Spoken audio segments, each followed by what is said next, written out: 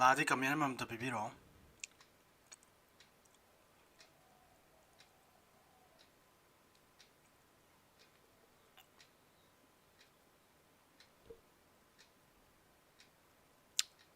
ꯀꯩꯅꯣꯅ ꯏꯍꯥꯟ ꯍꯥꯟꯈ꯭ꯔꯦ ꯑꯩꯈꯣꯏꯒꯤ ꯂꯩꯃꯔꯦꯝꯕꯤꯅ ꯏꯍꯥꯟ ꯍꯥꯟꯈ꯭ꯔꯦ. ꯉꯁꯤꯗꯤ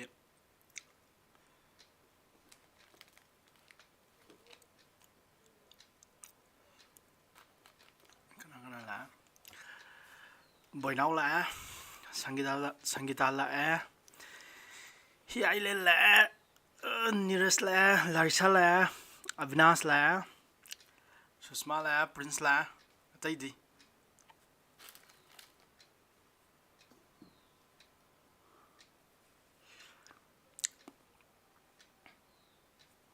ꯔꯣꯁꯅꯤꯗꯤ ꯀꯥꯏ ꯆꯠꯈ꯭ꯔꯕ?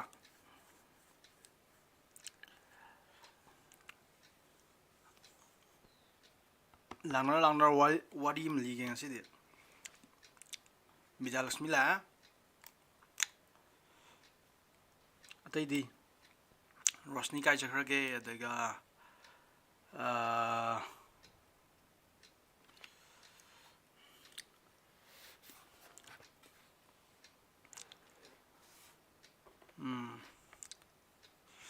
ꯔꯣꯁꯅꯤ ꯂꯥꯛꯇ꯭ꯔꯤ.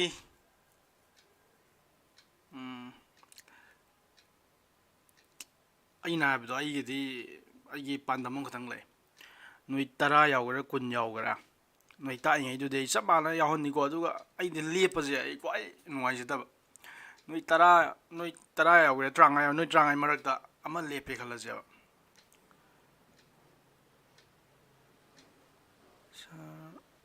ꯑꯩ ꯂꯥꯏꯚ ꯌꯥꯎꯕ꯭ꯔꯥ? ꯕꯤꯖꯌꯥꯁꯥꯒꯔ ꯅꯪ ꯃꯥ ꯂꯥꯏꯚꯇ ꯂꯥꯛꯇ꯭ꯔꯤ ꯀꯩꯒꯤꯅꯣ?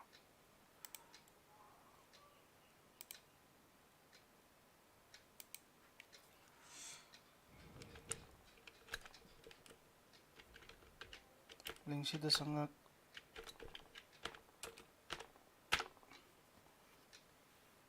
ꯂꯤꯡ ꯆꯪ ꯍꯩꯇ꯭ꯔꯕ ꯈꯪꯗꯦꯅꯦ. ꯃꯥ ꯉꯁꯤꯗꯤ ꯑꯅꯧꯕ ꯌꯥꯎꯕꯅꯤꯀꯣ. ꯑꯗꯨꯅ ꯑꯩ ꯅꯣꯏ ꯃꯈꯛꯇ ꯑꯃ ꯌꯥꯎꯗꯕꯗ ꯅꯨꯡꯉꯥꯏꯇꯦꯕ. ꯑꯩꯗꯤ ꯆꯞ ꯃꯥꯟꯅ ꯇꯥꯛꯇꯣꯅꯦꯕ. ꯑꯗꯨꯅꯦ ꯑꯩ ꯄꯥꯟꯗꯝꯁꯦ. ꯍꯥꯏꯗꯤ ꯁꯥꯇ꯭ꯔ ꯑꯃꯗꯅ ꯍꯦꯟꯅ ꯇꯥꯛꯄ, ꯁꯥꯇ꯭ꯔ ꯑꯃꯅ ꯍꯦꯟꯅ ꯈꯪꯈꯤꯕ, ꯑꯗꯨ ꯌꯥꯗꯦꯀꯣ. ꯆꯞ ꯃꯥꯟꯅꯅ ꯇꯥꯛꯇꯣꯅꯦ ꯑꯩꯗꯤ. ꯑꯩꯈꯣꯏ ꯔꯣꯁꯅꯤ ꯀꯥꯏ ꯆꯠꯈ꯭ꯔꯖꯥꯠꯅꯣ ꯈꯪꯗꯦ. ꯁ꯭ꯇꯦꯕꯤꯅꯤꯌꯥ ꯂꯥꯛꯑꯦ. ꯀꯩꯒꯤꯅꯣ ꯁ꯭ꯇꯦꯕꯤꯅꯤꯌꯥ ꯊꯦꯡꯉꯤꯗꯤ?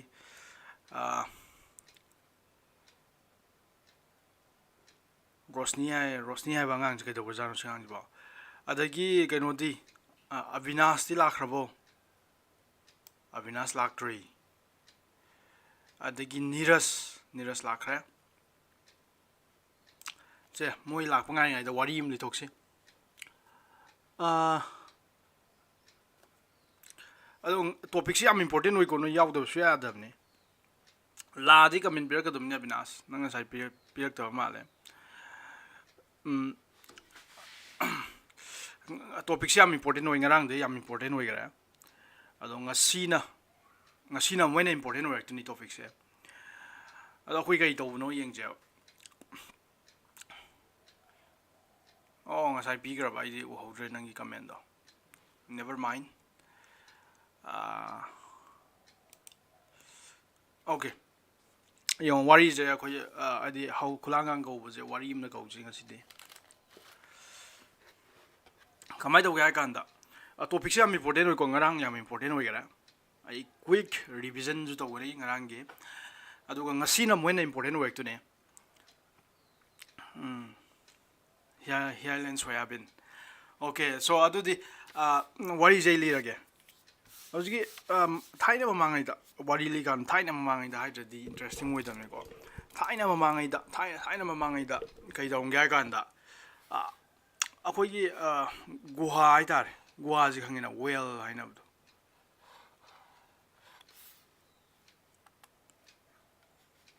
ꯌꯥꯔꯦꯀꯣ.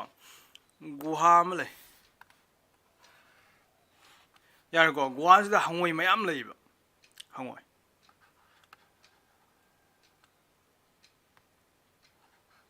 ꯌꯥꯔꯦꯀꯣ. ꯍꯪꯉꯣꯏ ꯃꯌꯥꯝ ꯂꯩꯕ. ꯒꯨꯍꯥꯁꯤꯗ ꯍꯪꯉꯣꯏ ꯃꯌꯥꯝ ꯂꯩ. ꯑꯗꯣ ꯍꯪꯉꯣꯏ ꯃꯌꯥꯝꯁꯦ ꯀꯃꯥꯏꯅ ꯇꯧꯒꯦ ꯍꯥꯏ ꯀꯥꯟꯗ ꯒꯨꯍꯥꯁꯤꯗ ꯍꯪꯉꯣꯏ ꯃꯌꯥꯝ ꯂꯩ ꯍꯪꯉꯣꯏ ꯃꯌꯥꯝꯁꯦ ꯀꯃꯥꯏꯅ ꯇꯧꯒꯦ ꯍꯥꯏ ꯀꯥꯟꯗ ꯃꯣꯏꯗ ꯋꯥꯈꯜ ꯑꯃ ꯂꯩꯈ꯭ꯔꯦ ꯃꯣꯏ ꯃꯌꯥꯝꯁꯦꯀꯣ ꯃꯣꯏ ꯀꯝꯃꯨꯅꯤꯇꯤ ꯑꯣꯏꯅ ꯃꯣꯏ ꯑꯃꯈꯛꯇꯪ ꯅꯠꯇꯦ ꯃꯣꯏ ꯃꯌꯥꯝ ꯂꯩꯔꯤꯅꯦ ꯃꯣꯏ ꯃꯌꯥꯝ ꯈꯨꯟꯗꯥ ꯂꯩꯇꯥꯔ ꯂꯩꯔꯤꯅꯤ ꯑꯗꯣ ꯒꯨꯍꯥꯁꯤꯗꯒꯤ ꯃꯄꯥꯟ ꯊꯣꯛꯄ ꯁꯨꯡꯉꯝ ꯉꯝꯗꯦꯕ ꯃꯣꯏꯁꯦ ꯀꯔꯤꯒꯤ ꯃꯄꯥꯟ ꯊꯣꯛ ꯉꯝꯗ꯭ꯔꯤꯅꯣ ꯍꯥꯏ ꯀꯥꯟꯗ ꯒꯨꯍꯥꯁꯤ ꯌꯥꯝ ꯋꯥꯡꯉꯦ ꯃꯣꯏ ꯀꯥꯕ ꯁꯨꯡꯉꯝ ꯉꯝꯗꯦꯕ ꯁꯤ ꯀꯥꯈꯠꯄ ꯂꯥꯟꯊꯣꯛꯑꯒ ꯆꯠꯈꯤꯕ ꯁꯨꯡꯉꯝ ꯉꯝꯗꯦꯕ ꯒꯨꯍꯥꯁꯤ ꯃꯄꯥꯟꯗ ꯌꯥꯔꯦꯀꯣ ꯑꯗꯨꯝ ꯒꯨꯍꯥꯁꯤ ꯃꯅꯨꯡꯗ ꯑꯗꯨꯝ ꯃꯣꯏꯁꯦ ꯍꯤꯡꯖꯕ ꯄꯨꯟꯁꯤꯅꯦꯕ ꯒꯨꯍꯥ ꯃꯅꯨꯡꯗ ꯍꯦꯟꯗꯣꯛꯆꯗꯕ ꯒꯨꯍꯥ ꯍꯦꯛ ꯀꯥꯔꯕ ꯀꯃꯥꯏꯅ ꯇꯧꯒꯦ ꯍꯥꯏ ꯀꯥꯟꯗ ꯀꯥꯔꯒ ꯌꯧꯉꯝꯗꯅ ꯇꯥꯔꯒ ꯑꯗꯨꯝ ꯁꯤꯕ ꯃꯤ ꯃꯌꯥꯝ ꯀꯩꯅꯣ ꯃꯌꯥꯝ ꯁꯤꯕ ꯍꯪꯉꯣꯏ ꯃꯌꯥꯝ ꯁꯤꯕ ꯑꯗꯣ ꯍꯪꯉꯣꯏ ꯃꯇꯩ ꯃꯅꯥꯎ ꯑꯃ ꯂꯩꯌꯦꯕ ꯍꯪꯉꯣꯏ ꯃꯇꯩ ꯃꯅꯥꯎ ꯍꯥꯏꯀꯣ ꯑꯩ ꯍꯪꯉꯣꯏ ꯌꯦꯛꯄꯗꯤ ꯍꯩꯇꯦ ꯍꯪꯉꯣꯏ ꯃꯇꯩ ꯃꯅꯥꯎ ꯑꯃ ꯂꯩꯌꯦꯕ ꯃꯆꯥꯅꯨꯄꯥ ꯑꯃꯈꯛꯇꯪ ꯐꯪꯖꯩꯕ ꯍꯪꯉꯣꯏ ꯃꯆꯥꯅꯨꯄꯥ ꯑꯗꯣ ꯍꯪꯉꯣꯏ ꯃꯆꯥꯅꯨꯄꯥꯁꯦ ꯐꯪꯉꯦ ꯑꯗꯣ ꯃꯥꯁꯦ ꯃꯃꯥ ꯃꯄꯥꯅ ꯌꯥꯝ ꯃꯊꯟꯇ ꯄꯣꯛꯑꯦꯅ ꯌꯥꯝ ꯂꯨꯅ ꯇꯧꯖꯕ ꯃꯊꯟ ꯄꯣꯛꯄꯉꯩꯁꯤꯗꯤ ꯑꯗꯨꯝ ꯌꯥꯝ ꯆꯦꯛꯁꯤꯟꯖꯕꯅꯦꯕ ꯃꯊꯟꯇ ꯄꯣꯛꯑꯦꯅ ꯌꯥꯝ ꯂꯨꯅ ꯇꯧꯖꯕ ꯍꯥꯏꯇꯥꯔꯦ ꯑꯗꯣ ꯑꯗꯒꯤ ꯌꯨꯝꯒꯗꯩ ꯃꯄꯥꯟꯒꯁꯦ ꯀꯥ ꯍꯦꯟꯅ ꯊꯣꯛꯍꯟꯗꯕ ꯌꯥꯔꯦꯀꯣ ꯑꯗꯨ ꯌꯥꯝ ꯇꯧꯋꯦ ꯏꯚꯟ ꯑꯩꯕꯨꯛꯇ ꯇꯧꯔꯛꯏꯀꯣ ꯑꯩꯁꯦ ꯀ꯭ꯂꯥꯁ ꯀꯩꯅꯣꯕꯨꯛꯇ ꯀ꯭ꯂꯥꯁ 3 4 ꯑꯗꯨꯋꯥꯏꯕꯨꯛꯇꯔ ꯀꯩꯅꯣ ꯈꯣꯡꯖꯤ ꯁꯦꯜꯂꯝꯃꯦꯕ ꯍꯥꯏꯗꯤ ꯑꯩꯁꯦ ꯌꯥꯝ ꯀꯩꯅꯣ ꯑꯉꯥꯡ ꯑꯣꯏꯔꯤꯉꯩꯗ ꯌꯥꯝ ꯃꯊꯣꯡ ꯆꯥꯗ ꯑꯉꯥꯡ ꯍꯥꯏꯁꯤꯗꯤ ꯃꯊꯣꯡ ꯆꯥꯗꯕꯅꯤꯅ ꯍꯥꯏꯗꯤ ꯌꯨꯝꯗꯒꯤ ꯆꯦꯟꯈꯤꯕꯗꯣ ꯈꯪꯅꯕꯅꯀꯣ ꯈꯣꯡꯖꯤ ꯆꯥꯎꯍꯜꯂꯕ ꯈꯣꯡꯖꯤ ꯁꯦꯜꯂꯦꯕ ꯍꯥꯏꯗꯤ ꯄꯥꯈꯠꯇꯅ ꯍꯥꯏꯗꯤ ꯊꯣꯛꯈ꯭ꯔꯒ ꯀꯩꯅꯣ ꯇꯧꯅꯤ ꯈꯣꯠꯅꯤ ꯍꯥꯏꯕ ꯄꯥꯈꯠꯇꯅ ꯑꯗꯣ ꯑꯩꯕꯨꯛꯇ ꯈꯣꯡꯖꯤ ꯁꯤꯔꯛꯇꯅ ꯑꯩꯁꯦ ꯈꯣꯡꯖꯤ ꯂꯧꯊꯣꯛꯄ ꯌꯥꯗꯅ ꯀꯞꯄꯒ ꯌꯥꯝ ꯌꯥꯎꯋꯦꯕ ꯑꯗꯨꯅꯦꯕ ꯁꯤꯗꯁꯨ ꯇꯧꯔꯤꯁꯦ ꯃꯕꯥꯏꯅꯤꯁꯤꯅ ꯃꯌꯨꯝꯗ ꯍꯦꯟꯅ ꯃꯄꯥꯟ ꯁꯨꯡꯊꯣꯛ ꯊꯣꯛꯍꯟꯗꯦꯕ ꯑꯉꯥꯡꯁꯦ ꯃꯊꯟ ꯄꯣꯛꯄꯅꯤꯅ ꯆꯦꯛꯁꯤꯟꯃꯟꯗꯅ ꯑꯗꯨꯗ ꯅꯣꯡꯃ ꯀꯩꯗꯧꯒꯦ ꯍꯥꯏ ꯀꯥꯟꯗ ꯑꯗꯩ ꯃꯌꯨꯝꯗꯩ ꯃꯄꯥꯟ ꯃꯥꯒꯤ ꯀꯩꯅꯣꯗꯨꯗꯒꯤ ꯃꯄꯥꯟ ꯊꯣꯛꯍꯟꯗ꯭ꯔꯕꯅꯤꯅ ꯍꯪꯉꯣꯏ ꯑꯇꯩꯅꯁꯨ ꯈꯪꯗ꯭ꯔꯦꯕ ꯁꯤ ꯃꯅꯨꯡꯗ ꯂꯩꯕ ꯍꯪꯉꯣꯏ ꯑꯇꯩꯅꯁꯨ ꯃꯥꯁꯦ ꯃꯁꯛ ꯀꯥ ꯍꯦꯟꯅ ꯈꯪꯗꯦꯕ ꯃꯥꯏ ꯃꯔꯝꯗ ꯀꯥ ꯍꯦꯟꯅ ꯈꯪꯗꯦꯕ ꯑꯗꯣ ꯅꯣꯡꯃ ꯀꯩꯗꯧꯔꯕ ꯁꯤꯒꯤ ꯍꯪꯉꯣꯏ ꯃꯆꯥꯁꯤꯅ ꯇꯨꯃꯤꯟꯅ ꯆꯦꯟꯊꯣꯛꯈ꯭ꯔꯦꯕ ꯌꯥꯔꯦꯀꯣ ꯇꯨꯃꯤꯟꯅ ꯆꯦꯟꯊꯣꯛꯈ꯭ꯔꯦ ꯑꯗꯨꯒ ꯀꯩꯗꯧꯒꯦ ꯍꯥꯏ ꯀꯥꯟꯗ ꯃꯥꯁꯦ ꯒꯨꯍꯥꯁꯤ ꯃꯔꯝꯗ ꯃꯌꯥꯝꯅ ꯀꯩꯅꯣ ꯇꯧꯔꯤꯁꯦ ꯈꯪꯗꯦꯕ ꯀꯥꯏꯅ ꯍꯥꯏꯗꯤ ꯒꯨꯍꯥꯁꯦ ꯂꯥꯟꯊꯣꯛꯄ ꯉꯝꯗꯦꯁꯦ ꯃꯥꯅ ꯈꯜꯂꯤꯁꯦ ꯑꯩꯈꯣꯏꯁꯦ ꯁꯤ ꯒꯨꯍꯥ ꯃꯅꯨꯡꯁꯤꯗ ꯑꯗꯨꯝ ꯂꯩꯔꯤꯁꯦ ꯀꯩꯒꯤꯅꯣ ꯑꯩꯈꯣꯏꯁꯦ ꯑꯃꯨꯛꯇꯪ ꯂꯥꯟꯊꯣꯛꯑ ꯆꯠꯁꯦ ꯆꯠꯀꯗꯕꯅꯤ ꯃꯄꯥꯟꯗ ꯀꯔꯤ ꯂꯩꯒꯦꯁꯦ ꯌꯦꯡꯊꯣꯛꯀꯗꯕꯅꯤ ꯁꯤꯅꯦꯕ ꯌꯥꯔꯦꯀꯣ ꯑꯗꯣ ꯃꯥꯅ ꯀꯥꯕ ꯍꯧꯔꯦ ꯃꯃꯥ ꯃꯄꯥꯁꯦ ꯄꯥꯈꯠ ꯆꯦꯜꯂꯦ ꯃꯥ ꯀꯥꯕꯁꯦ ꯃꯌꯥꯏ ꯆꯟꯖꯜꯂꯛꯑꯦ ꯌꯥꯔꯦꯀꯣ ꯁꯨꯝ ꯀꯥꯔꯤꯅꯦ ꯑꯗꯣ ꯀꯩꯅꯣ ꯃꯌꯥꯝ ꯍꯪꯉꯣꯏ ꯃꯌꯥꯝꯁꯦ ꯄꯥꯈꯠꯅꯔꯦ ꯅꯪ ꯇꯥꯔꯛꯑꯅꯤ ꯁꯤꯔꯅꯤ ꯅꯪ ꯀꯅꯥꯅꯣꯅꯦ ꯃꯃꯥ ꯃꯄꯥꯁꯨ ꯑꯗꯨ ꯄꯥꯎꯗꯣ ꯇꯥꯗꯅ ꯆꯦꯟꯊꯣꯔꯛꯑꯦꯕ ꯃꯃꯥ ꯃꯄꯥꯁꯦ ꯀꯞꯄꯦ ꯃꯌꯥꯝꯁꯤꯁꯨ ꯅꯨꯡꯉꯥꯏꯅꯗ꯭ꯔꯦ ꯍꯥꯏꯗꯤ ꯃꯥ ꯇꯥꯔꯒ ꯁꯤꯔꯅꯤꯅ ꯀꯩꯒꯤꯅꯣ ꯍꯥꯏꯀꯥꯟꯗ ꯁꯤꯗ ꯍꯦꯛ ꯇ꯭ꯔꯥꯏ ꯇꯧꯔꯕ ꯃꯤ ꯈꯨꯗꯤꯡꯃꯛꯁꯦ ꯂꯣꯏ ꯇꯥꯔ ꯁꯤꯕ ꯌꯥꯔꯦꯀꯣ ꯇꯥꯔ ꯁꯤꯕ ꯀꯩꯅꯣꯒ ꯂꯥꯖꯥꯔꯣ ꯆꯪꯉꯦ ꯌꯥꯔꯦ ꯇꯥꯔ ꯁꯤꯕ ꯑꯗꯩꯗꯤ ꯀꯔꯤ ꯇꯧꯒꯦ ꯍꯥꯏ ꯀꯥꯟꯗ ꯃꯤ ꯃꯌꯥꯝꯅ ꯍꯥꯏꯔꯦ ꯅꯪ ꯀꯨꯝꯊꯔꯛꯎ ꯀꯣꯏꯂꯥꯎ ꯂꯥꯎꯕꯁꯦ ꯃꯥ ꯍꯟꯅꯕꯨ ꯌꯦꯡꯗꯦꯕ ꯃꯤ ꯃꯌꯥꯝꯗꯨ ꯁꯨꯃꯥꯏꯅ ꯑꯣꯟꯊꯔꯒꯕꯨ ꯌꯦꯡꯗꯦꯕ ꯍꯥꯏꯗꯤ ꯃꯤ ꯃꯌꯥꯝꯅ ꯂꯥꯎꯈꯠꯂꯛꯏꯅꯤ ꯃꯥ ꯄꯥꯈꯠꯇꯅ ꯍꯟꯅꯕꯨ ꯌꯦꯡꯗꯦꯕ ꯃꯣꯏꯅ ꯍꯥꯏ ꯃꯌꯥꯝꯗꯣ ꯍꯟꯅꯕꯨ ꯌꯦꯡꯗꯕꯤ ꯃꯥ ꯀꯥꯏꯕ ꯑꯗꯣ ꯃꯥꯅ ꯒꯨꯗ ꯀꯟꯁꯦꯟꯇ꯭ꯔꯦꯁꯟꯗ ꯃꯥꯅ ꯏꯁꯇ꯭ꯔꯣꯡ ꯀꯟꯁꯦꯟꯇ꯭ꯔꯦꯁꯟꯗ ꯀꯥꯈꯤꯕꯅꯤꯅ ꯀꯩꯗꯧꯔꯕ ꯁꯤ ꯌꯧꯔ ꯃꯥꯁꯤꯗ ꯃꯌꯥꯝꯁꯦ ꯃꯅꯨꯡ ꯂꯩꯍꯧꯔꯦ ꯃꯥꯗꯤ ꯃꯄꯥꯟ ꯂꯩꯍꯧꯔꯒ ꯃꯄꯥꯟꯒꯤ ꯁꯪꯁꯥꯔꯗꯣ ꯐꯖꯕ ꯁꯪꯁꯥꯔꯗꯣ ꯑꯆꯧꯕ ꯁꯪꯁꯥꯔꯗꯣ ꯎꯏꯕ ꯌꯥꯔꯦꯀꯣ ꯑꯗꯣ ꯑꯗꯨꯒ ꯂꯥꯁꯇ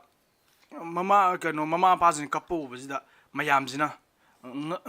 ꯑꯁ ꯅꯪ ꯅꯆꯥ ꯑꯣꯏꯔꯁꯤ ꯅꯪ ꯅꯆꯥꯁꯤꯗꯤ ꯌꯥꯝ ꯊꯧꯅꯥ ꯐꯩꯅꯦ ꯉꯁꯥꯏꯉꯩ ꯂꯥꯎꯔꯝꯕꯗꯣ ꯑꯩ ꯅꯪ ꯀꯨꯝꯊꯔꯣ ꯅꯪ ꯇꯧꯔꯤꯗꯣ ꯑꯣꯏꯔꯣꯏ ꯀꯨꯝꯊꯔꯣ ꯅ ꯍꯥꯏꯔꯝꯕꯗꯣ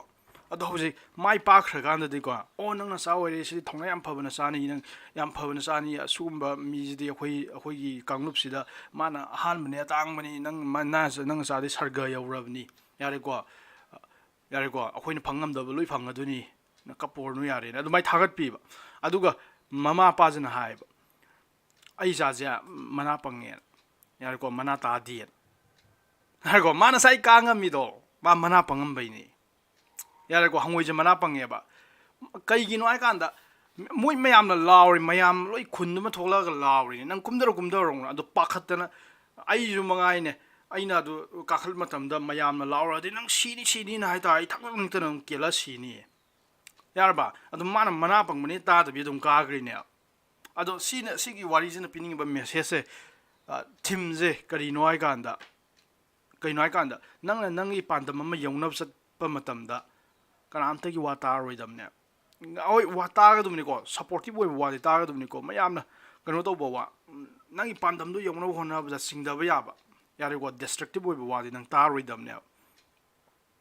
ꯌꯥꯔꯦꯀꯣ ꯑꯗꯨꯅꯤ ꯁꯤ ꯍꯪꯉꯣꯏꯒꯤ ꯃꯇꯝꯗ ꯁꯝꯇꯥꯏꯝꯁ ꯅꯪ ꯅꯅꯥ ꯄꯪꯒꯗꯕꯅꯦꯕ ꯌꯥꯔꯦꯀꯣ ꯃꯤꯅ ꯉꯥꯡꯉꯛꯄꯗ ꯅꯪ ꯅꯅꯥ ꯄꯪꯒꯗꯕꯅꯦꯕ ꯇꯥꯔꯣꯏꯗꯕꯅꯦꯕ ꯒ꯭ꯌꯥꯟ ꯇꯥꯏꯀꯣ ꯅꯪꯒꯤ ꯄꯥꯟꯗꯝꯗꯨ ꯌꯧꯒꯦ ꯍꯥꯏꯇꯥꯔꯗꯤ ꯑꯗꯨꯅꯤ si leira sisina khoi kulangang ka ora ngarang yam important oiba topic ni ngarang topic to khangdradi ai phajan ta kimne to khangdab su yaroi khangju khanggadobni kari no ai kanda domain hai na kaino khoi tawgra yar ko yam important oi hai yebdo ko domain hai na kaino tawgra yar ko range hai na kaino tawgra si humjini yam important oi ja ado relation ju kaino tawgra relation hai ta di kai neba nangi cartesian relation mari manang define tawne x minus y aina define tawgi relation do x minus y do even butai hai gera odd butai hai gera yani nang na pam relation nam nang semja ba yare ko adugi matungina relation dugi matungina domain codomain range ai phasa dakra ado phasana ningjango kawbya de aduga aina ngara ma gera kari ha gera ga kanda khenaba what is the difference between codomain and range codomain ga range ka kai khenai joi ta akhre si yam important way habdo codomain ga range ka kai khenai je exam do mangali codomain ga range ka kai khenai ba range is a subset of codomain ba range is a subset of codomain gi subset na habdo yarbo kaino sibu gyan ta bro nang ngasi kitang yaw pani sital gyan ta bro nang bo as tana te vidyasagar ai bas aje loi chenare satra yamal tana vidyasagar gyan ta bro yare ko range है codomain की subset ने सी लेकर अदे ngana yam important oi ba formula am to gi kari formula no ka nang on the set a haibam leira nang on the set b haibam leira set a dagi b da set pa set a da na element n number of elements leira ma comment pe ma youtube to ina comment pe re youtube to ina comment pe tre ma di whatsapp to ina comment pe ga ino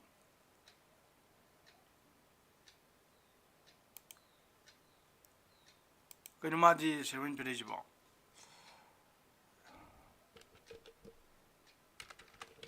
kaino youtube to comment pe ba ya da bro kaino youtube ta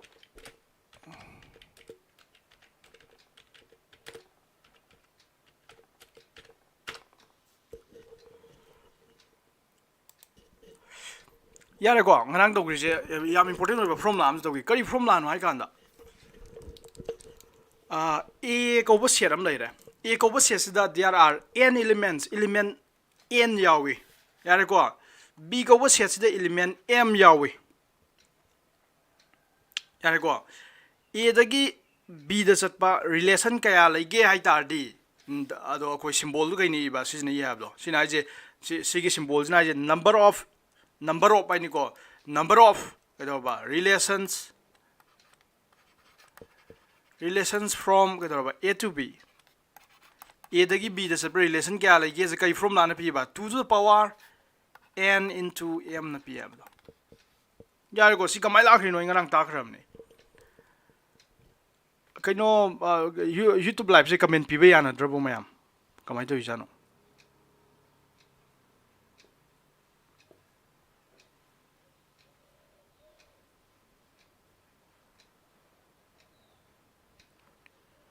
live the comment ado kaino na live the comment pi tri ga iro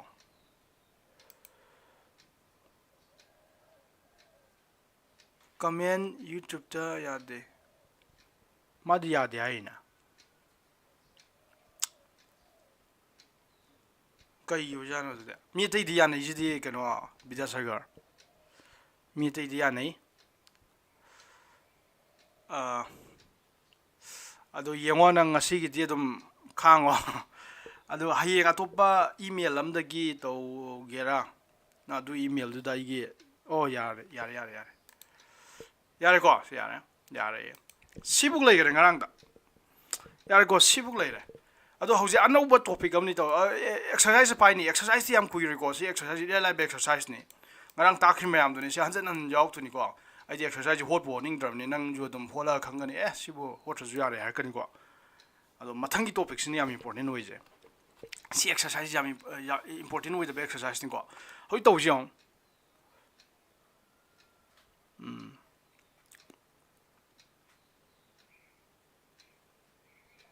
Okay.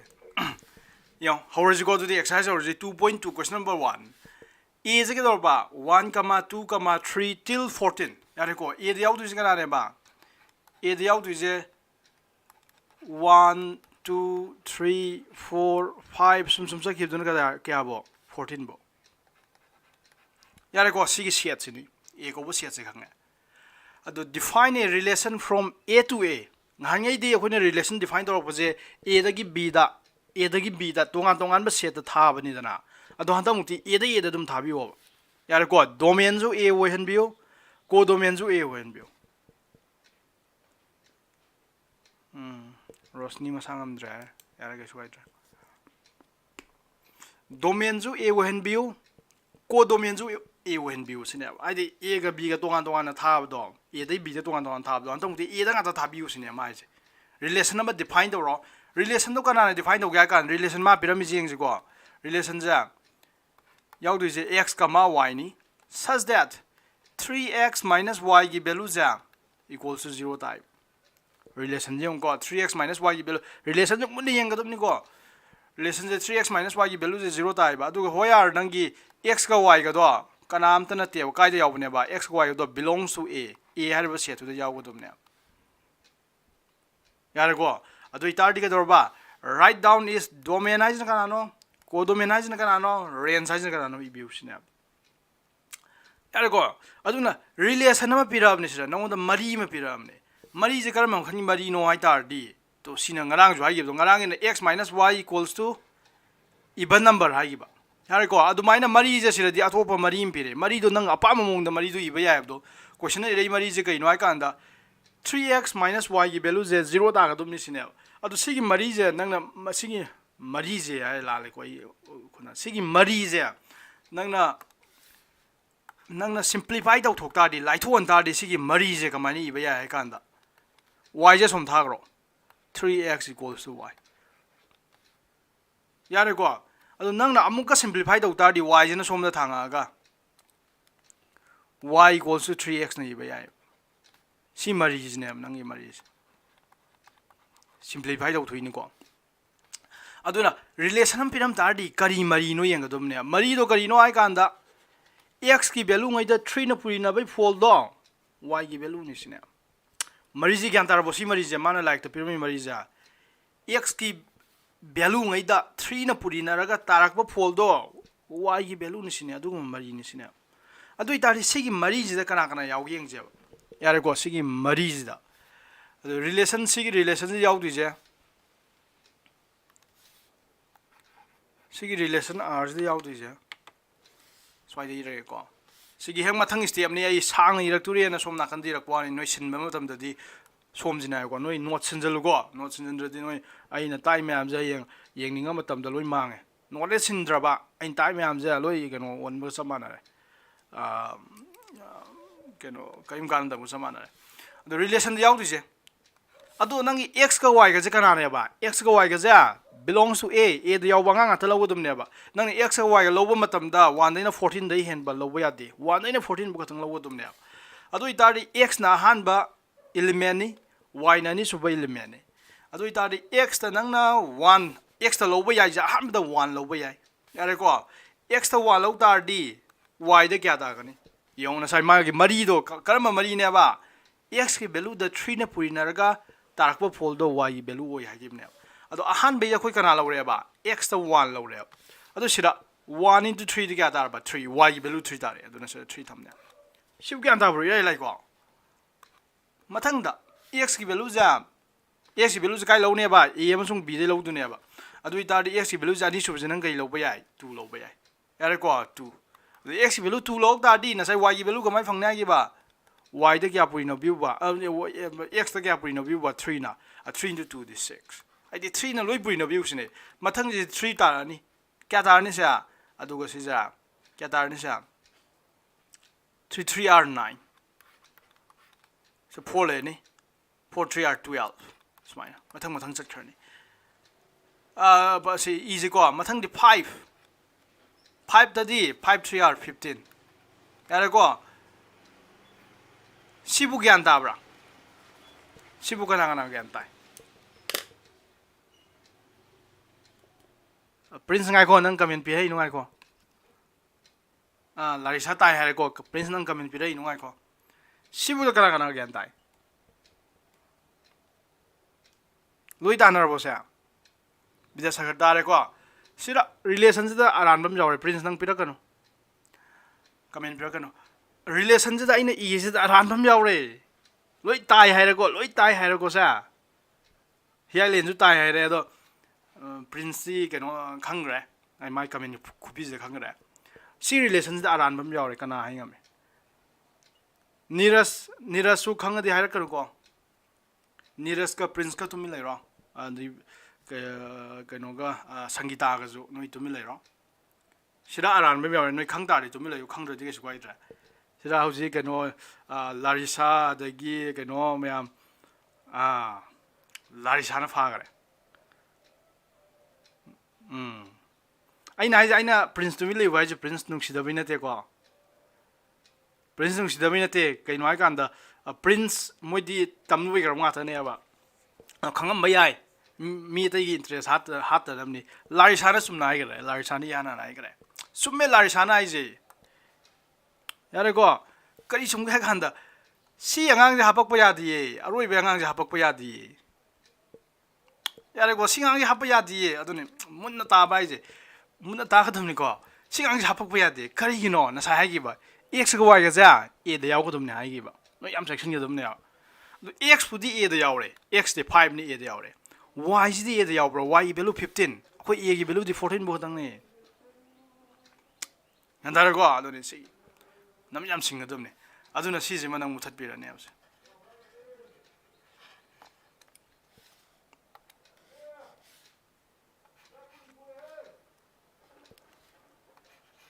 yare ko sibu ko tang ni aduna nangi relation de yaw ri sigi relation yaw ji element ka yaw ba ama ani ahum mari element mari ka tang yaw re adu domain ni raji co domain ni raji amsung range ni raji yare ko adu tari domain di ka na wa ne domain ding ra ai ra nang na si je kai noi na sem tar di ko nang na mapping oi na sem tar di diagrammatical nang semak tar di smai sema ne nang relation je r ni set a dagi a da satpa yare ko izin kana ne e yaw du ja 1 ne 2 ne 3 ne 4 ne 5 ne dot kya bo 14 bo yaw do ba adagi a ju som du sama ne 1 ne 2 ne 3 ne mathang yaw ra ni yare ko mathang yaw ra ado ai je pick mal la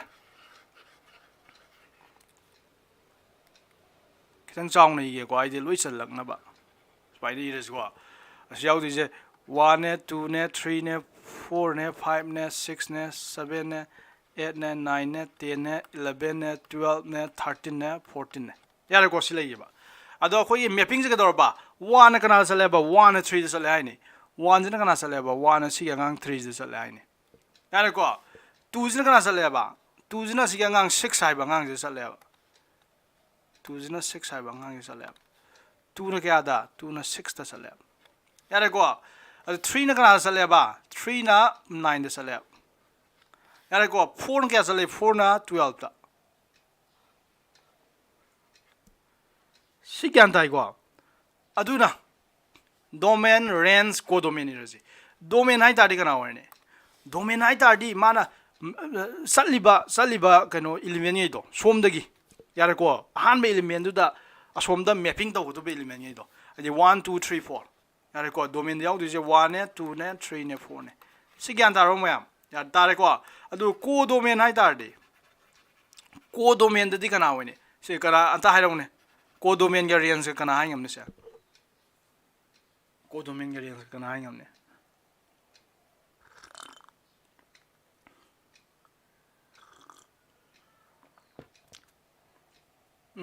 Prince na sume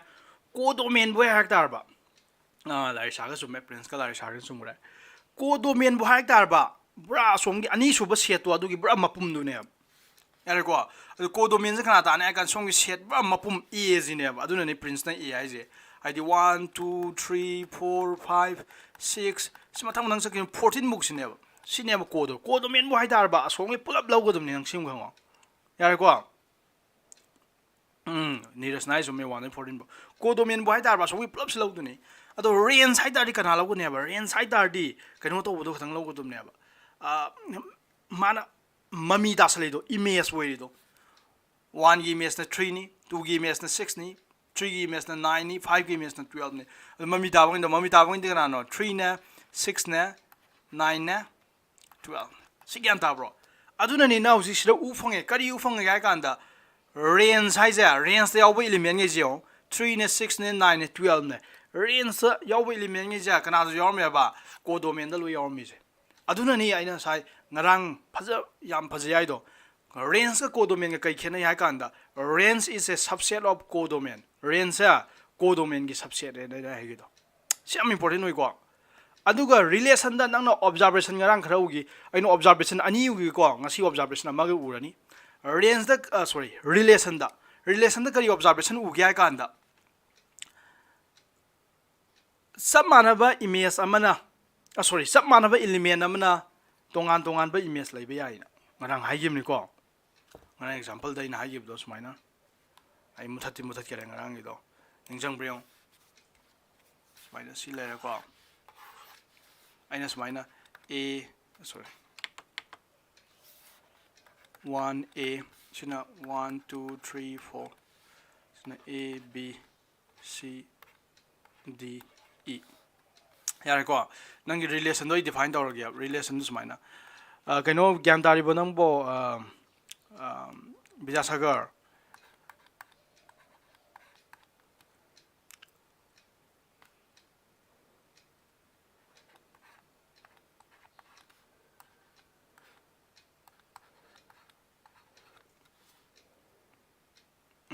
तारी फरे अदु तारी यो सी relation Jain से पिरमे सी relation जे अदो 1 काय चले बा 1 ए दा चले हाइने बा अदु तारी 1 जन काय चले बा ए दा चले 1 की ममी जे ए ने हाइने नंग रिलेशन के तौर बा r जिदा अदगी 1 की ममी जे b दा चले हाबने अदुना 1 की ममी अनि लेबे याइ बा यार को अदे 2 की ममी जे क्या ने बा सिना जे 2 की ममी c ने बा 2 ना c दा चले 3 की ममी जे क्या बा 3 की ममी जे b ने 3 की ममी जे b ने अदुना अखोइना ngarang phanggiba result to observation do kari observation phangi ge hai kanda kari phangi ai na ha gib do sura observation sir relation yin ko in ha ja observations yar ko of relation da ko observation relation ma web do observation khara phangya yar ko many one ha be ade many relation da many one lite niras yar ko relation da many one lite adu hayeng class 12 ki wani ko adu class 12 ki ni adu nang na many one hai du lale function da ni many one hai tu di yar ko adu kon to kani yar ko observation of relation ki observation han ba da ke ba ain hai gib do samana ba image samana ba element 1 hai ba jin ko magi mami ani lai be hai ba yar ko adu na same ain ngarang hai gib do same element can have ke ba can have different image samana ba image sorry tongan ba image lai be ba samana ba element sinang nang sira ure yare ko ani su buda ke ba tongan ba element na tongan ba element tu 2 sorry 1 ki mami kya ta gi 1 ki mami se b da ta sali 3 ki mami se kya ta 3 ki mami su b da ta sali aduna tongan ba element na ju samana ba mami ta san ba ju ai aduna different element can have same image sikyan dai go sibu gyan tai ahum subada kari no ga ahum sub de sigi nangi song ahan ba set e zida yawri ba element khudi maksa to mami leite nangi set e du da ya tu mami lai je 1 ki mami di ani bu lai 2 ki mami am lai jare 2 ki mami c tai 3 ki mami b tai ado 4 ai ba ngang si mami sem de yare ko aduna ahum super result ta nang hai du ja ahum super observation na hai du ja tu sigi codomain da lemori je yare ko codomain da lemau do se element khara image semdabi lemawi ko somga somdasu lemba yai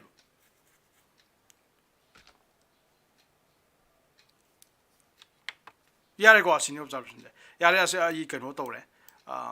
matam jam hogre ko ai ta do kano tawse question ji hot plo hokde yade question number 1 de hai re lawre kai noi kan ai ngasi makha topic tak thadu ne ba si exercise di irai ba gatani si exercise di tawdo ju ya exercise gatani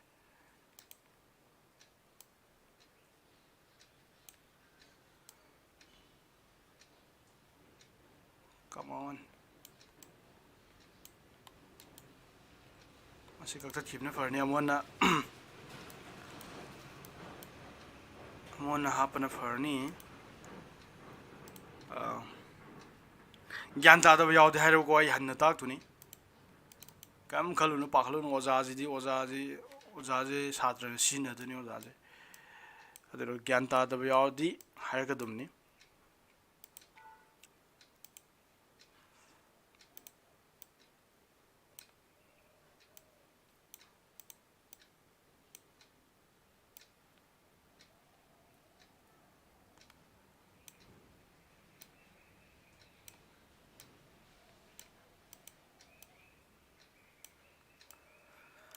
ha si software jai pai ba hi tin ai de one note ta dum semam bane ngang ai sem ba si de anu bane pai ba tra okay anyway question number 2 jeng ji question number 2 je noi to hanjira question number 2 je ai explain tor ge do go homework win pi ge question number 3 je noi to han ge ha bet question number 3 je manai ba nga naina ngarang aina tak pu ga manai ba question number 2 jeng ji ko question number 2 na ja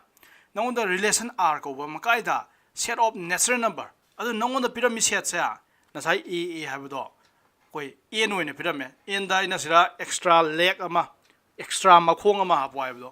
kari ne tai ne ba sina tai ja set of natural number ne ai sira yaw je 1 ne 2 ne 3 ne 4 ne 5 ne mathang yaw ra ni set of natural number di infinite ni ko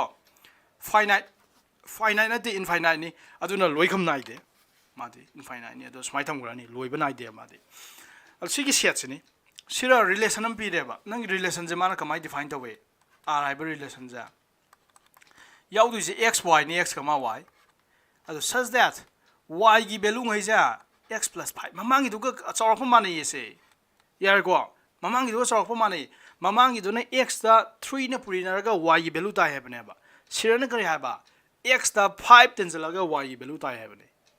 अदुइता नंगम hey question 1 युना 3 न पुरिना बि वाइ बने सिरना सिगी relation ने करम खनि relation ने बा 5 न तिन जना बि वाइ बने इलाइ लाइ नत्रा अदुगा नंगी x या मान अमसु पिरमी हाइरमी लोइ relation J x is a natural number ने बा less than 4 अदु नंगी x दी कदरबा less than 4 दि पिक पर natural number ने क युनाइ का असिदी हाइड ब यादबने कइनो का नंग नेशनल नंबर x की नेशनल नंबर नंग सि लोइ लौ लै तारदी नंग वन ने आ इनफाइनाइटली मेनी याम ग्रो पोनी अदुना माने x ता पिरम जा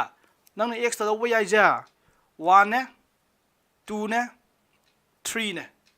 4 दि पिक बाइ तारदी 1 ने 2 ने 3 ने मोइ हुम जे गथंग लो बि वाइ ने बसना आइस ज्ञान दा ब्रो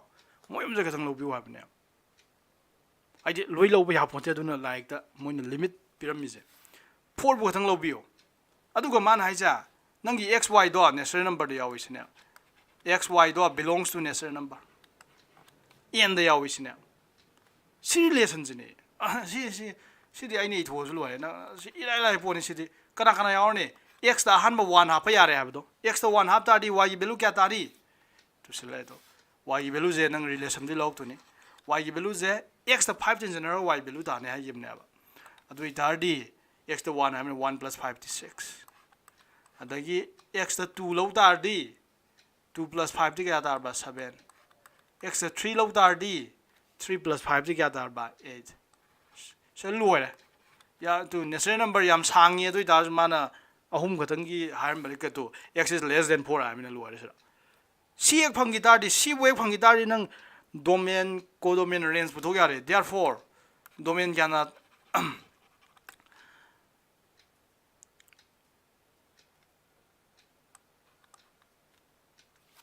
यारे को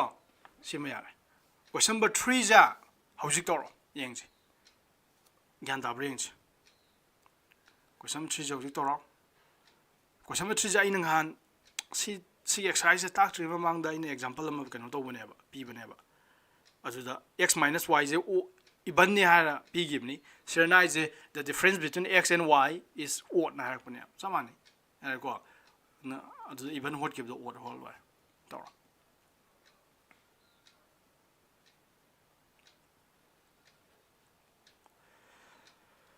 तौर सीजिदी इलाइ पोने इना क्या तारबा डोमेन जिदी 1 ने 2 ने 3 ने को डोमेन दी क्या तारने बा को डोमेन दी पुलप दादुनी सेटअप ने सरना बा पुलप लो हाबदो द रेंज ना ममी सेम दो खतंग लो बा ममी सेम दी कनाने बा 1 ने सॉरी 6 ने 6 ने 7 ने 8 ने 6 ने 7 ने 8 ने इलाइ लाइन नत्रा तौर यंगस क्वेश्चन नंबर 3 ना साइंस लाइफ फाक्तो दो क्वेश्चन नंबर 3 जे तौर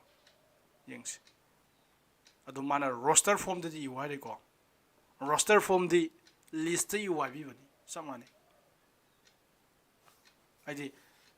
क्वेश्चन नंबर 3 जे अमुसु लाइरे डोमेन को डोमेन रेंज पुथो हाइबस नते सिरल लोइसल दुनी ना अंका दो आर पुथो लोइसल दुनी यारे को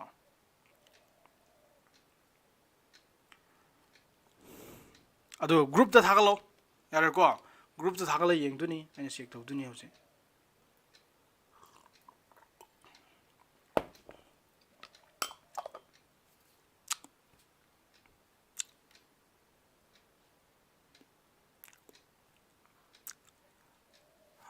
today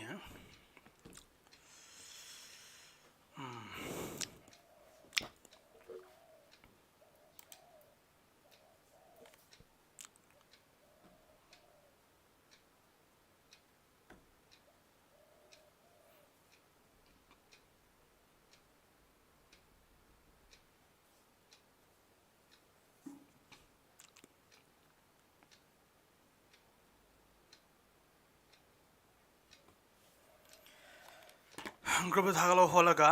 अदुगा येंगमिनरसी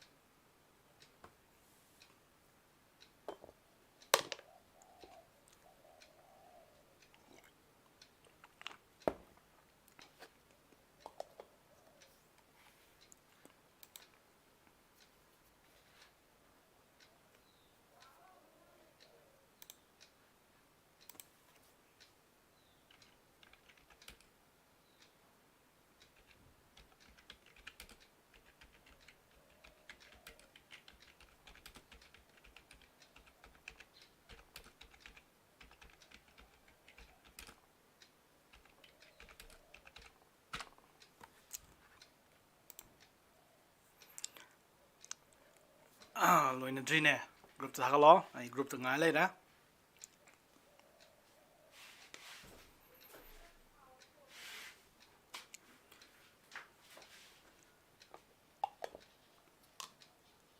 इनाम द हिने ज जारो थागले नीरज थागले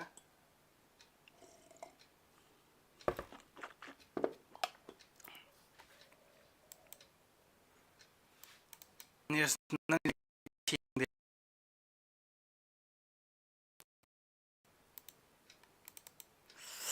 यार शेंगदसु तुम तोसे इधर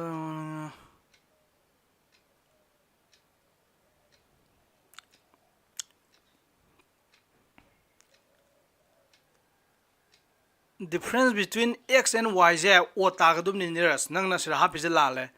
अहन बेजे 1 गा 5 काइरे 1 गा 5 का खाइदोंना कांदे के 4 or 5 नंगिजे बाव 4 or हमदे मारे नंगिजे 1 गा 4 का सुमे 3 तारे 1 गा 6 का सुमे 1 गा 9 गा सिमदे लाले 1 गा 9 गा खाइदोंना क्या तागे 1 गा 9 गा खाइदोंना दारदी 8 ताये 8 even number ने सिजम लाले को नंग सिजम लाले 2 ga 9 ga chume 3 ga 4 ga chume 3 ga 6 ga chume 5 ga 4 ga chume 5 ga 6 ga chume yare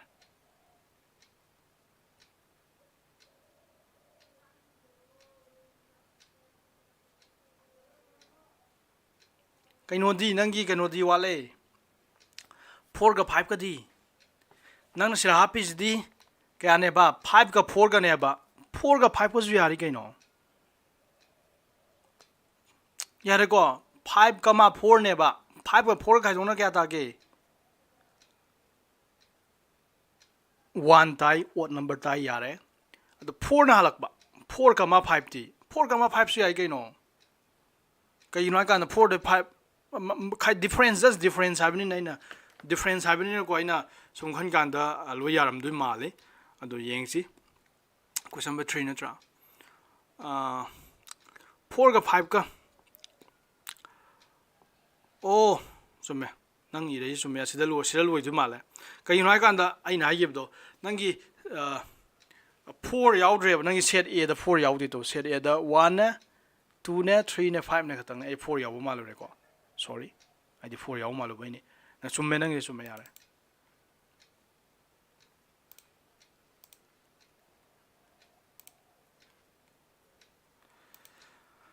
ha mathang na khoi gi Vidyasagar 1 2 3 5 silai the relation R is written in roster form as 1 comma 4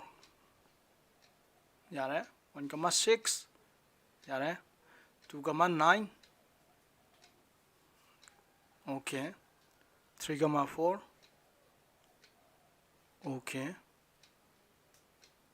3 comma 6 okay 5 comma 4 okay 5 comma 6 okay sume cái nó xong rồi đấy okay bây giờ sao xong rồi đấy 1 comma 6 2 comma 9 3 comma 4 3 comma 6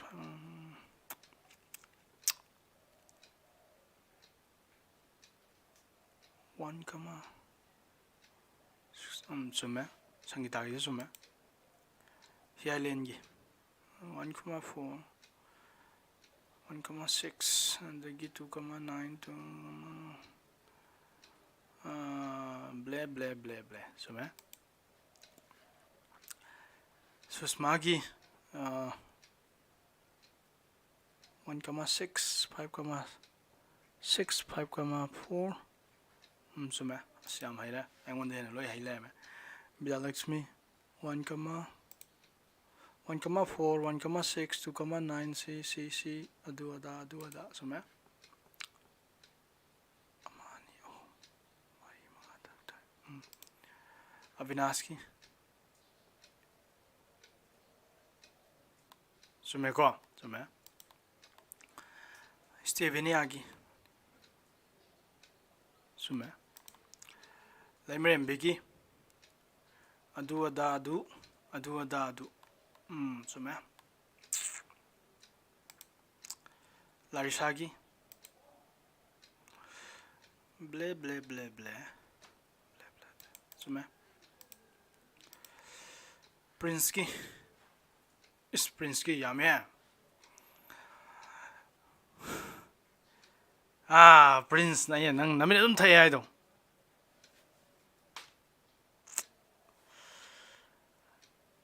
namin dun thai ai do to e have a say 1 2 3 4 5 na te e have a say 1 2 3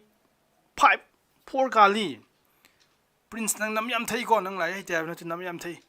1 ne 2 ne 3 ne 5 ne nang bra hialen gum ni nang jo kwai mami thak pa ngang hialen ai je 1 ne 2 ne 3 ne 4 yaw de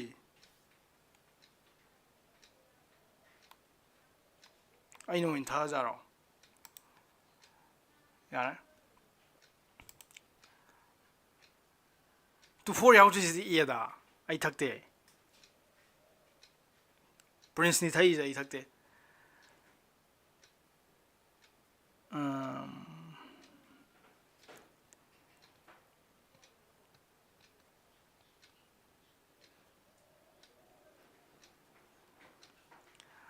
okay hayrani khange prince gandar wa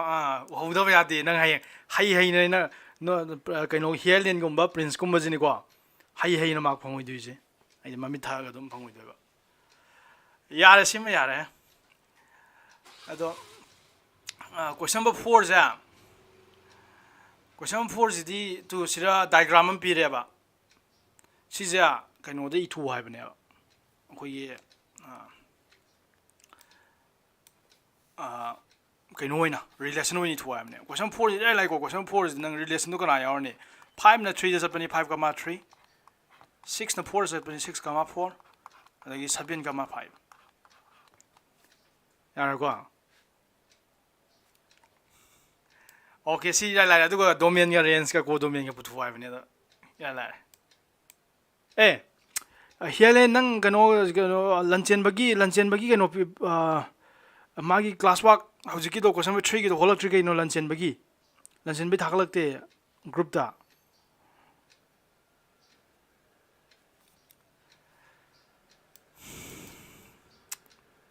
yare question 4 jim lai ko question 4 je nong da diagrammatically piramaga relation do itwa duga domain codomain range puthu hai bani ira lai sidi asi lotion du ni ai kai no mathang topic pa am du ne ba is thagla lo do hayo hel lanchen ba do hayo thagla lo question 5 mu yeng ji ko e har ba ses yaw du ja 1 2 3 4 6 is 5 kali nami thak pa ya de 5 kali to adu relation je kamai define tau ga ka anda yang ko yang phajab relation si question 5 de hot ba swa de du na I hola ge ko question 5 steven ya gyan ta bro e ha ba ses je lai ko 1 ne 2 ne 3 ne 4 ne 6 ne yar ko adu nang relation je kamai bi ba relation jaw du je x, y lanchen ben de yeng ji ko lanchen ba gi pire okay to lanchen ba di na ma angang ne ba aina du lanchen de class 8 ta ka de ngai ne adu ma de class 10 maths loi gram ne adu ji 11 maths no yong wi ne ji ne class 8 kyang ang ne ma ju NDA tha gi na ma gi big dream je army officer aso bo moi ba ne adu yo na dum urang ni si khui ji da ngang khui ne dum khangam ma ne yong khui ji da ado kano de maths din we ga mana no holai ne lan da bi holai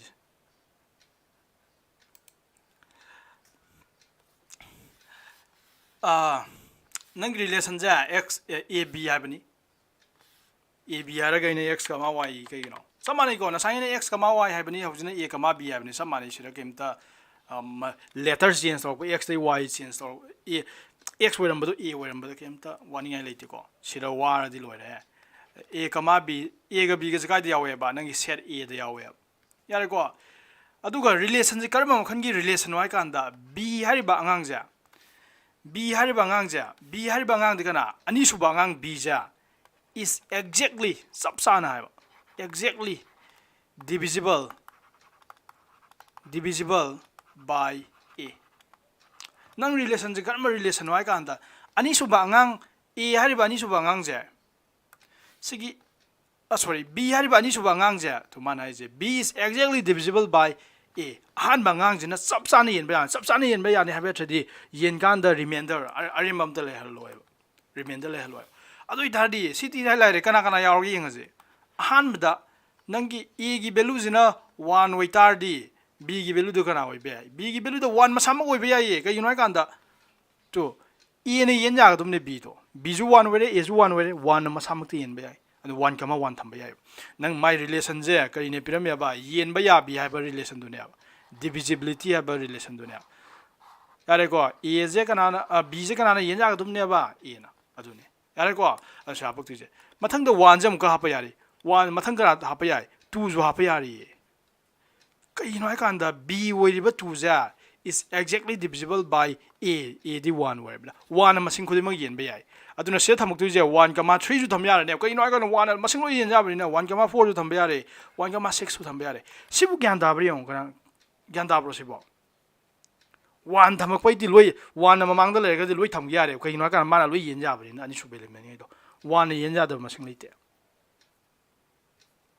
sibu gyan da bro ta re ko mathang da 1 gi loigare akoi 2 gi muk tawsi 2 tham tardi sira 1 thamak pa yabra yadre 2 na 1 yen jabro yade 2 mane je b is exactly divisible by a habani ahan bazina ni suba yen jaga dumni 2 thamaga nang 1 thamba yaktre kaina ka 2 na 1 yen jade pikre yare ko adu 2 haraga nang se kai thamakani sa 2 ahan da 2 tham yare 2 haraga 2 na yen jang mai loi thamba 4 thamba yare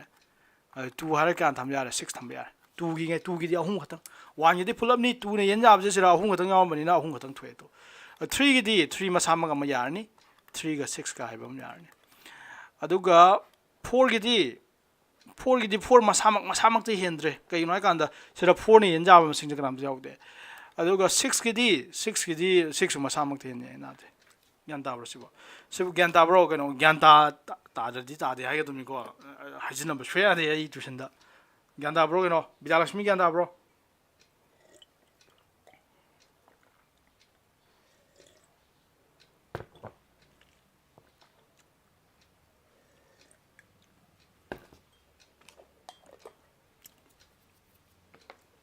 yara adu dardi Roman number 1 ai holi roster form da iware sirai nang inga mamani da domain na kanano ko domain domain ga range ga putuwe domain haiduna ahan mangai jine sira leibo order pair mayam je moje jura order pair ko wi ko jura mayam jigi ahan mangai do ne domain haijina aduga relation du yawi ba jura mayam dugi ani suba mayam du ne kanane ba range haiduna ai irama tamang na ira ai tal asse ai si oza yam tal le na ine ta thoki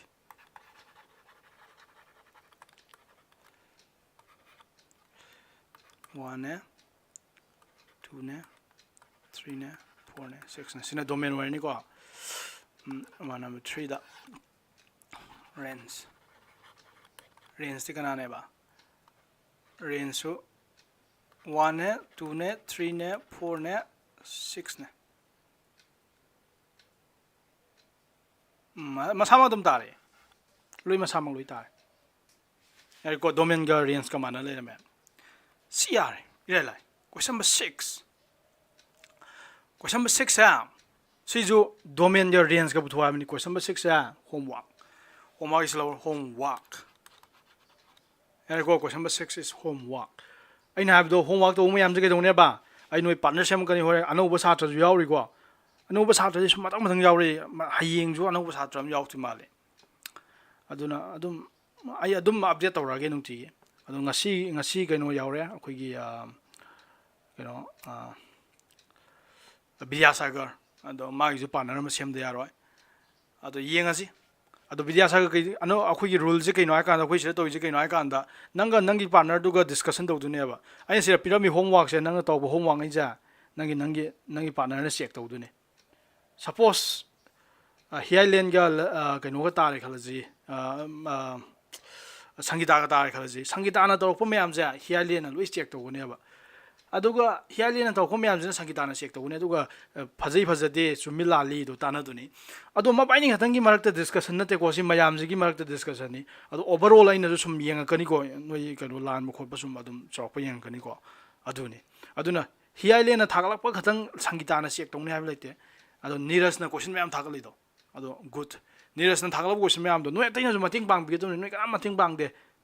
Sangita nang ju mating bang ka do ni Neeraj na do do Prince nang ju do ka do ni mating bang ka do ni loi mating bang ka do ni ko yar question number 6 is homework aduga question number 7 ju homework yar ko kaino lai bai ni saman amne question mayam je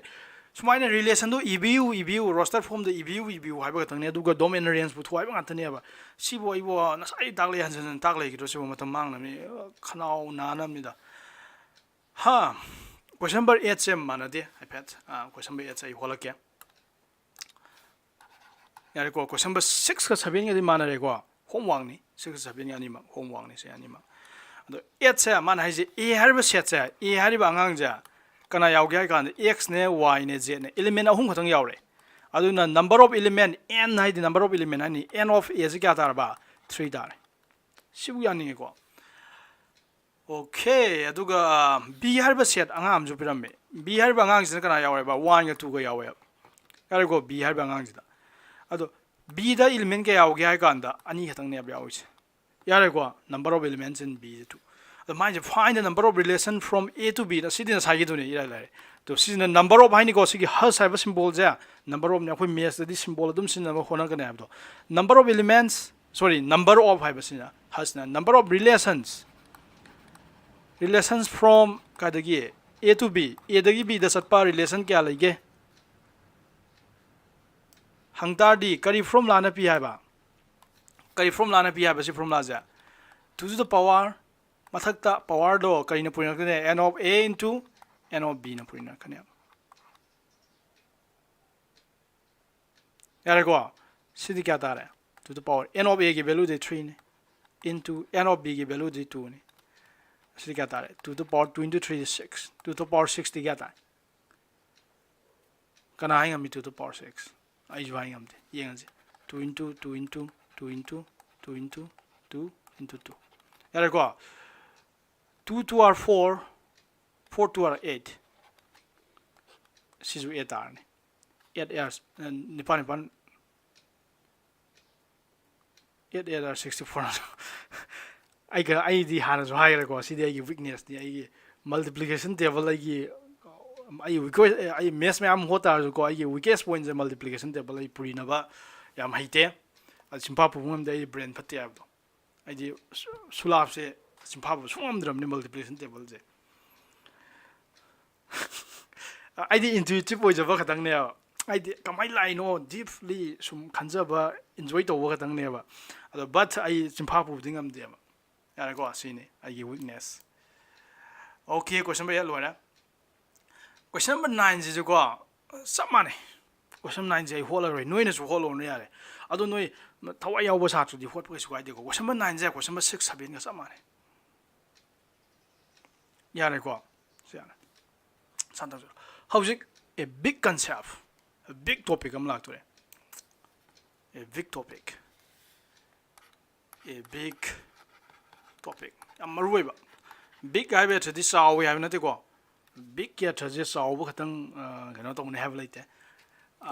important over topics big guy. Man I je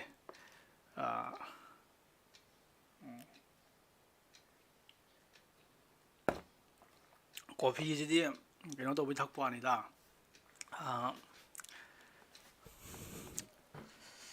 그래. 가나오 강대남 sak보 아니다. 펑션 나이즈 락투래.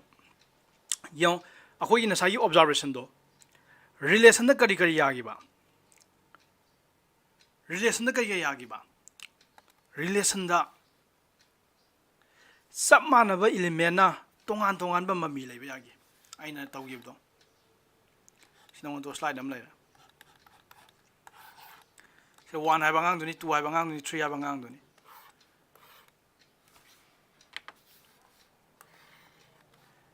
A B C यारे को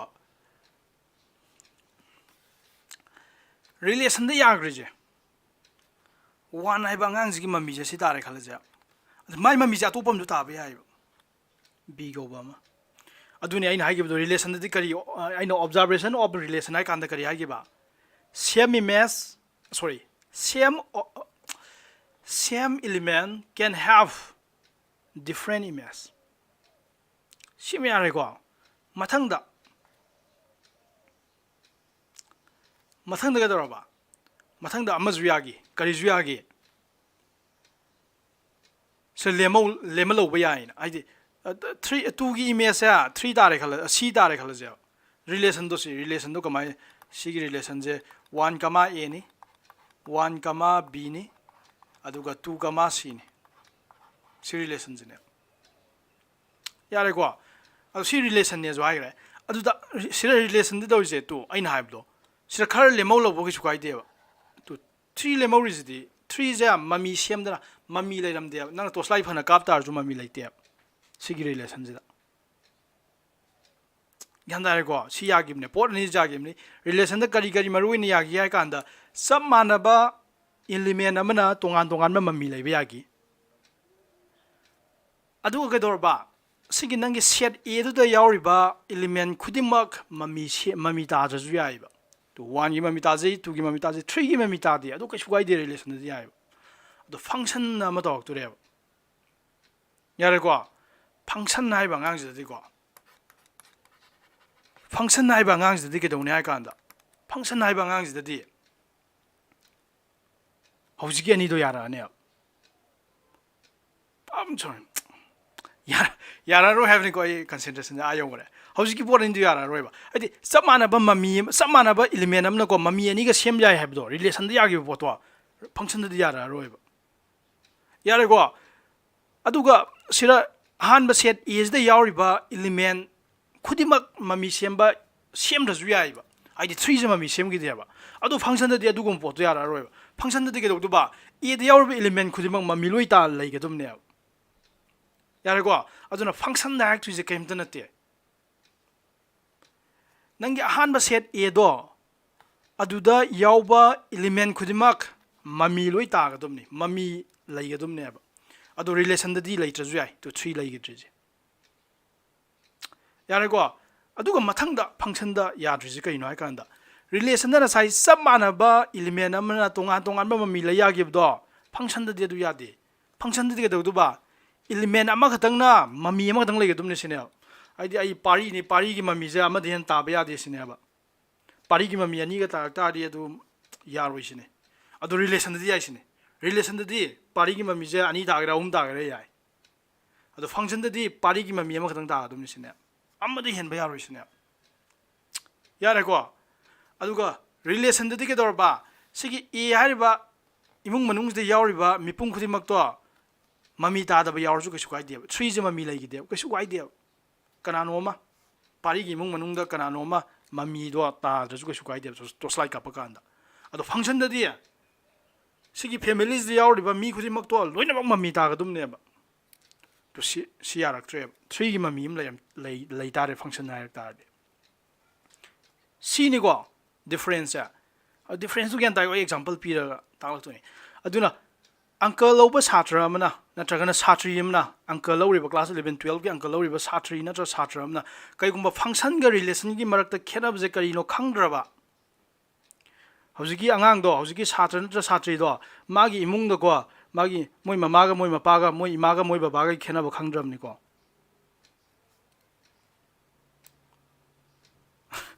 nokning am bayai ko ai hojai do ya yar ko function ga relation khena khang da suya je aduna ai gi chatra da function ga relation ga khang da yawm tar ba do ai gi chatra na tram ni ko ka yunai ga ai de ta ai do ba noi ma noi ba kai khenai na nga dina adu khena ba khangi ba nang na function ga relation ga khangna ba khena ba khang da ya de ai am tang ai ge aina big topic na je na se topic sau kan da big topic na maram ji lai ka yunai ga na function ga relation khena ba ji ne ba yam important oi je relation da di pari natra jo anyone yare ko hialen gi wogera Vidyalakshmi gi wogera Vidyalakshmi mami ja ani natra hum mari manga taning ba mami ta ba yai ba to an thwan mami ja ba yai ado function da di Vidyalakshmi gi mami ja ama de na ta ya roi amma khatang lei ba pose kari gawi amma khatang lei ba pose english da unique yare ko ado english da haidar di function da ge dor ba every element has unique image mami do yare ko si wa je sinar ne ba every element do khoi di samne image di has a unique te ama khatang oi ba unique image ama khatang lai ga ne yare ko asini aduga function da ge dor ba nante relation da di mami ta da ba ngang lai ba ya gi ba to singang ji mami lai gi de ba adu function da di angang khudi mami lai ka dum ne do aduna ahan bada mami do amam de hen ta ba ya de ani subada every element has image to every has no relation to the every have wise na roi ko relation to the ka you know I kan da mami sem da ba lai ba ya gi ba moi gum ba ngang 3 gum ba ado function da yak te aduna function da every hai ri every have wise hai ri ka you know I kan da sel lai every di khudimak sel lai ba khudimak sa mami lai ga dum ne anda khanga dran dai ro function ga relation ga khena ba ꯑꯩꯅ ꯉꯁꯥꯏꯗꯒꯤ ꯈꯅꯥꯎ ꯀꯪꯉꯩ ꯇꯥꯏꯁꯦ ꯁꯤ ꯈꯪꯖꯥꯔ ꯈꯪꯗꯖꯥꯔ ꯑꯩ ꯈꯪꯗꯦ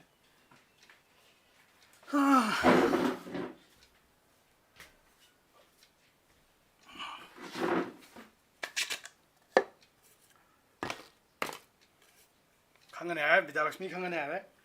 ꯃꯉꯣꯟꯗ ꯑꯩꯅ ꯃꯃꯤꯡ ꯄꯜꯂ example ꯇꯥꯛꯄꯒꯤ ꯑꯇꯩꯗꯤ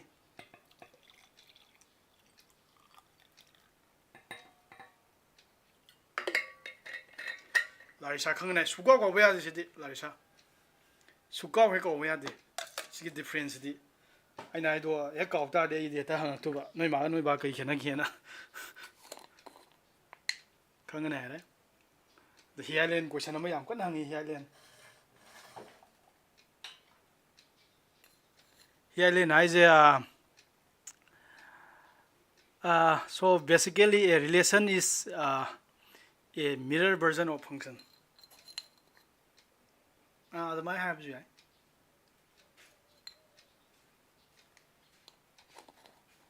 ꯕꯣꯏꯅꯥꯎ ꯈꯪꯉꯦ ꯀꯩꯅꯣꯗꯤ ꯕꯤꯗ꯭ꯌꯥꯁꯥꯒꯔ ꯈꯪꯉꯦ ꯍꯥꯏꯔꯦꯀꯣ ꯑꯇꯩꯗꯤ ꯀꯩꯅꯣ ꯒ꯭ꯌꯥꯟ ꯇꯥꯔꯕꯣ ꯅꯪꯕꯣ ꯄ꯭ꯔꯤꯟꯁ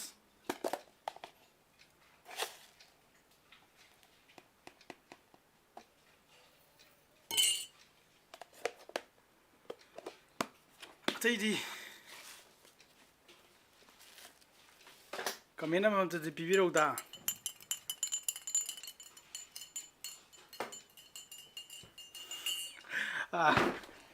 ꯀꯣꯐꯤ ꯑꯗꯩ ꯆꯨꯗꯣꯔꯦ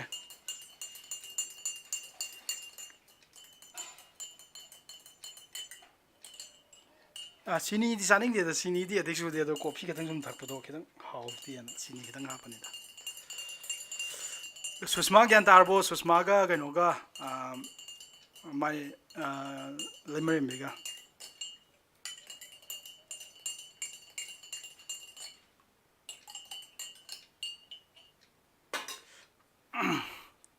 ꯌꯥꯔꯦ ꯍꯧꯖꯤꯛ ꯅꯣꯏ ꯂꯣꯏ ꯈꯪꯉꯅꯤ ꯍꯥꯏꯀꯣ ꯈꯪꯗꯕ ꯑꯝꯇ ꯌꯥꯎꯗ꯭ꯔꯦꯀꯣ ꯁꯨꯁꯃꯥꯒ ꯂꯩꯃꯔꯦꯝꯕꯤꯒ ꯍꯥꯏꯁꯦ ꯈꯔꯒꯤ ꯍꯧꯖꯤꯛ ꯅꯣꯏ ꯈꯪꯕ꯭ꯔꯥ ꯈꯪꯗꯕ꯭ꯔꯥ ꯌꯦꯡꯒꯦ ꯍꯧꯖꯤꯛ ꯌꯦꯡꯉꯣ ꯅꯣꯏ ꯈꯪꯉꯦ ꯍꯥꯏꯈ꯭ꯔꯦꯀꯣ ꯅꯣꯏ ꯈꯪꯉꯦꯗꯤ ꯍꯥꯏꯈ꯭ꯔꯕꯅꯤꯀꯣ ꯑꯩ ꯍꯧꯖꯤꯛ ꯀꯣꯏꯁꯟ ꯑꯃ ꯄꯤꯅꯦꯕ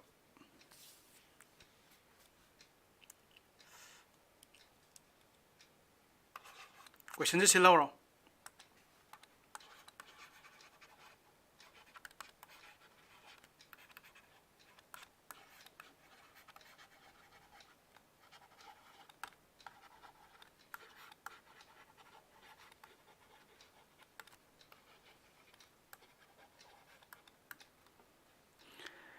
not only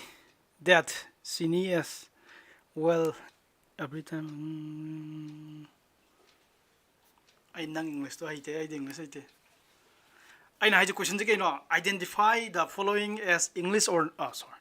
function or not ꯍꯥꯏꯗꯤ ꯃꯈꯥꯗ ꯑꯩꯅ ꯀꯩꯅꯣ ꯈꯔ ꯄꯤꯗꯣꯔꯦꯀꯣ ꯃꯣꯏ ꯑꯅꯤ ꯑꯍꯨꯝ ꯃꯈꯥꯒꯤꯁꯦ ꯐꯪꯁꯟꯂ ꯅꯠꯇꯕ꯭ꯔꯥ ꯆꯦꯛ ꯇꯧꯁꯤꯅꯦ ꯀꯣꯏꯁꯟ ꯁꯤꯜꯂꯣ ꯑꯍꯥꯟꯕꯗ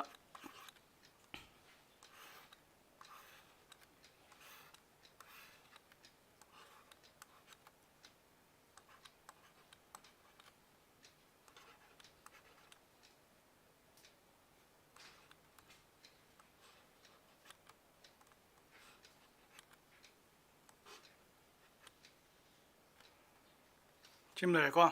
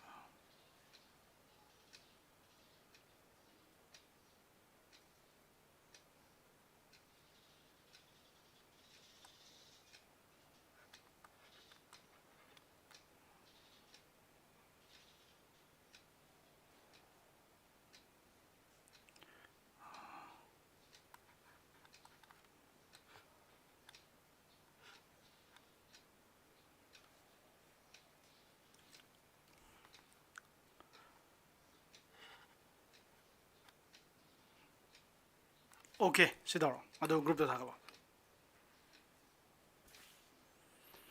function oibra oidabra maram ju pige dumni ko roman number 1 jang na function natte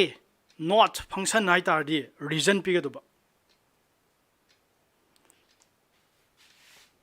Vidyasagar roman 2 gi number do blind chale 2 gi 0 2 gi 1 gi me say x ni 2 gi me say x ni 3 gi me say x ni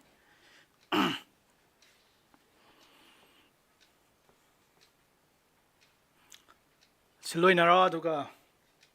tawna group da thakalo aduga loisalaji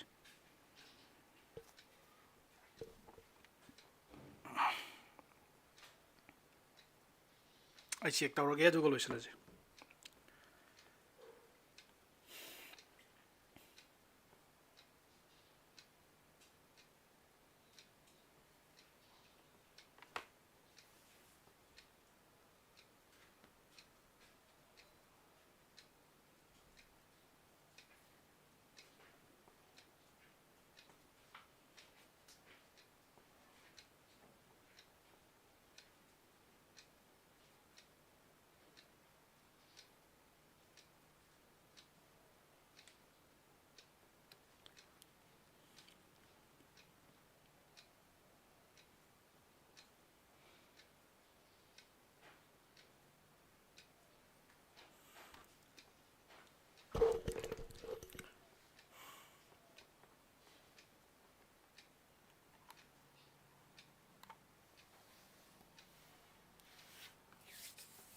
adune Vidyasagar try tawro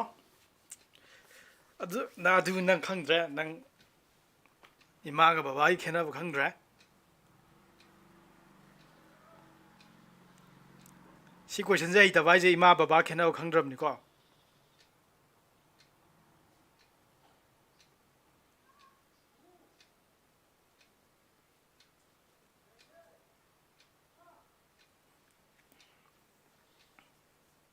sai khena bu mun na khangwa I khena bu hai ge relation da di ai gi image ani hum lai be ai ba unique way de ba unique way drasu ai ba ado function da di element khujima ki unique way ba image lai ga dum ne yare ko ai image am din lai be ya de sine aduga ani subu da khena bu je kai noi kan da function da di sorry relation da di moi set to the yauri ba element khujimak to mami lai tra zui ai ba amani se thawra zui ai ba yare ko ado function da di every have why sina re je khujimak mami lai dum ne moi loi gara mi highland loi gara highland soyabin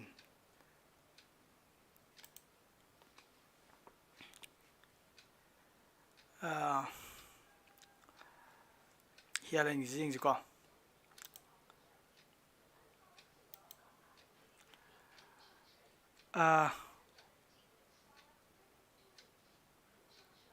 2 and 3 has the same image.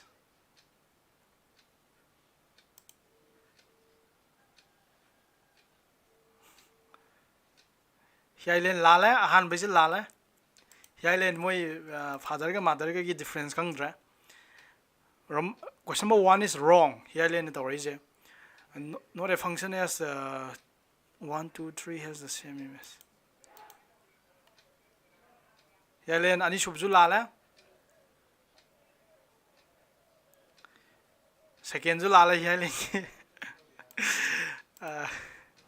Noi sa loi khang yen hai yem ne ko. Noi function ke relation ke khena loi khang yen hai yem ne ko. De man ai ja ahum subju function na ti asini. A has different images. A has different images. 3 masum me.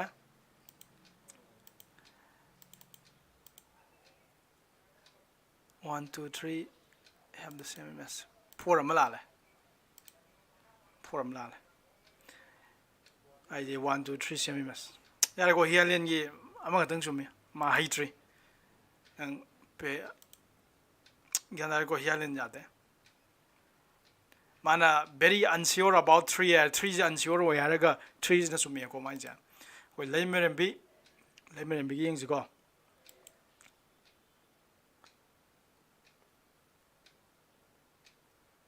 Limiting 4 mal 4 ja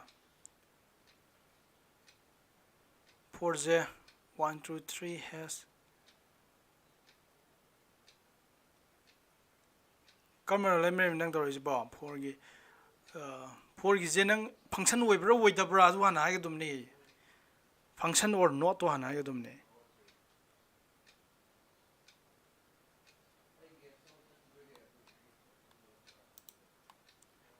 limiting nang je kano complete oide phajana toro function oide ha ga dum ni oida ga maram piu oida ga maram piu sine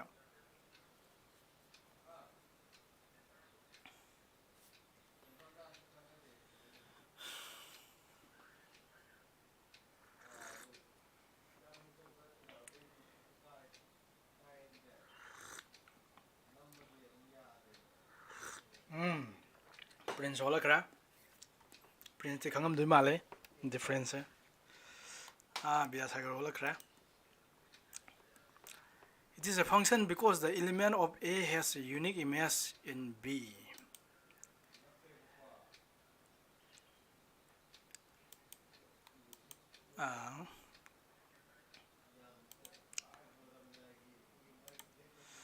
It is a function because all the element of A has a unique image in B.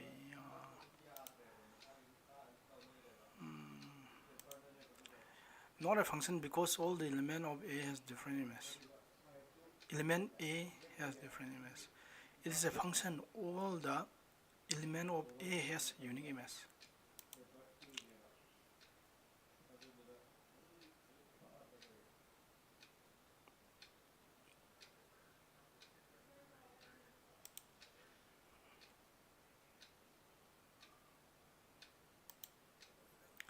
Vidyasagar. Vidyasagar ahan baje lala. Ani sobai lala. Vidyasagar nang khangdri difference khangdri. Ko han bangina han ban jingji. Mathang lari sa jingji. Not a function because every element should have its unique image, but 2 and 3 show the same image. Larissa nang idea je lala because 1 2 3 of the lala kaino ga answer sama nei Larissa ga hialen ga answer sama nei hialen ju loi lale Larissa ju lala concept gyan ta je susma smaina mon thu ga thara de di ga mai ying du se de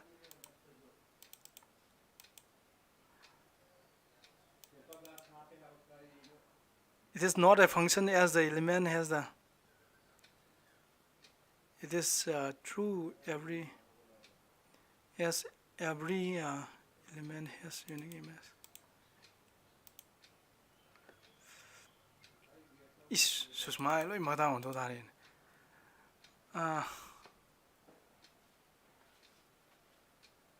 Roman number 1 it is not.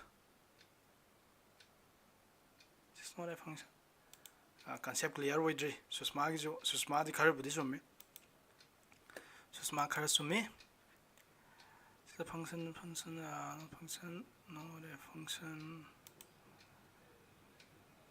Kaino Sangita nang lankalajin ka mai to ino. Sangita lui sume Roman 4 la is kai gino. 1 2 3 sume 4 la nang ise. Yare. Ko anoi ai khang ba yaung nei susma tangkai am sumi Sangita di last ki Roman 4 khatang la le ado atai ngi loi la nei aduga kaino di Prince ki di loi sume oi ta ge phajan ta ge koi se sida loi khangawro relation ga function ga difference do khangawro ngasi ai banu mistake gi aina relation ga function ga difference suka ta roi damne do na mun na khangawro Yare ko munna khangawro Stevenia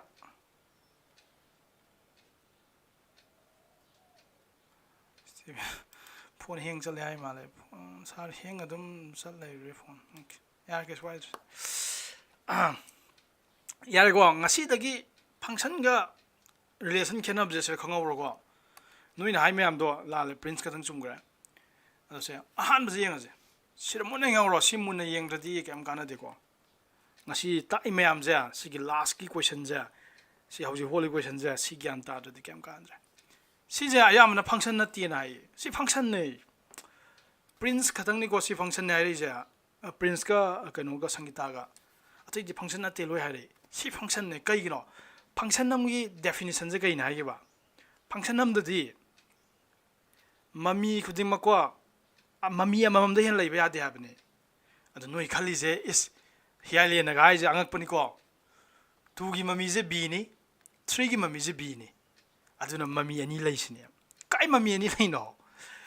2ꯒꯤ ꯃꯃꯤꯗꯣ Bꯅꯤ 3ꯒꯤ ꯃꯃꯤꯁꯨ Bꯅꯤ ꯑꯗꯨ 2ꯒꯤ ꯃꯃꯤ ꯑꯅꯤ ꯂꯩꯕ꯭ꯔꯥꯅꯦ 2 ꯍꯥꯏꯔꯤꯕ ꯑꯉꯥꯡꯁꯦ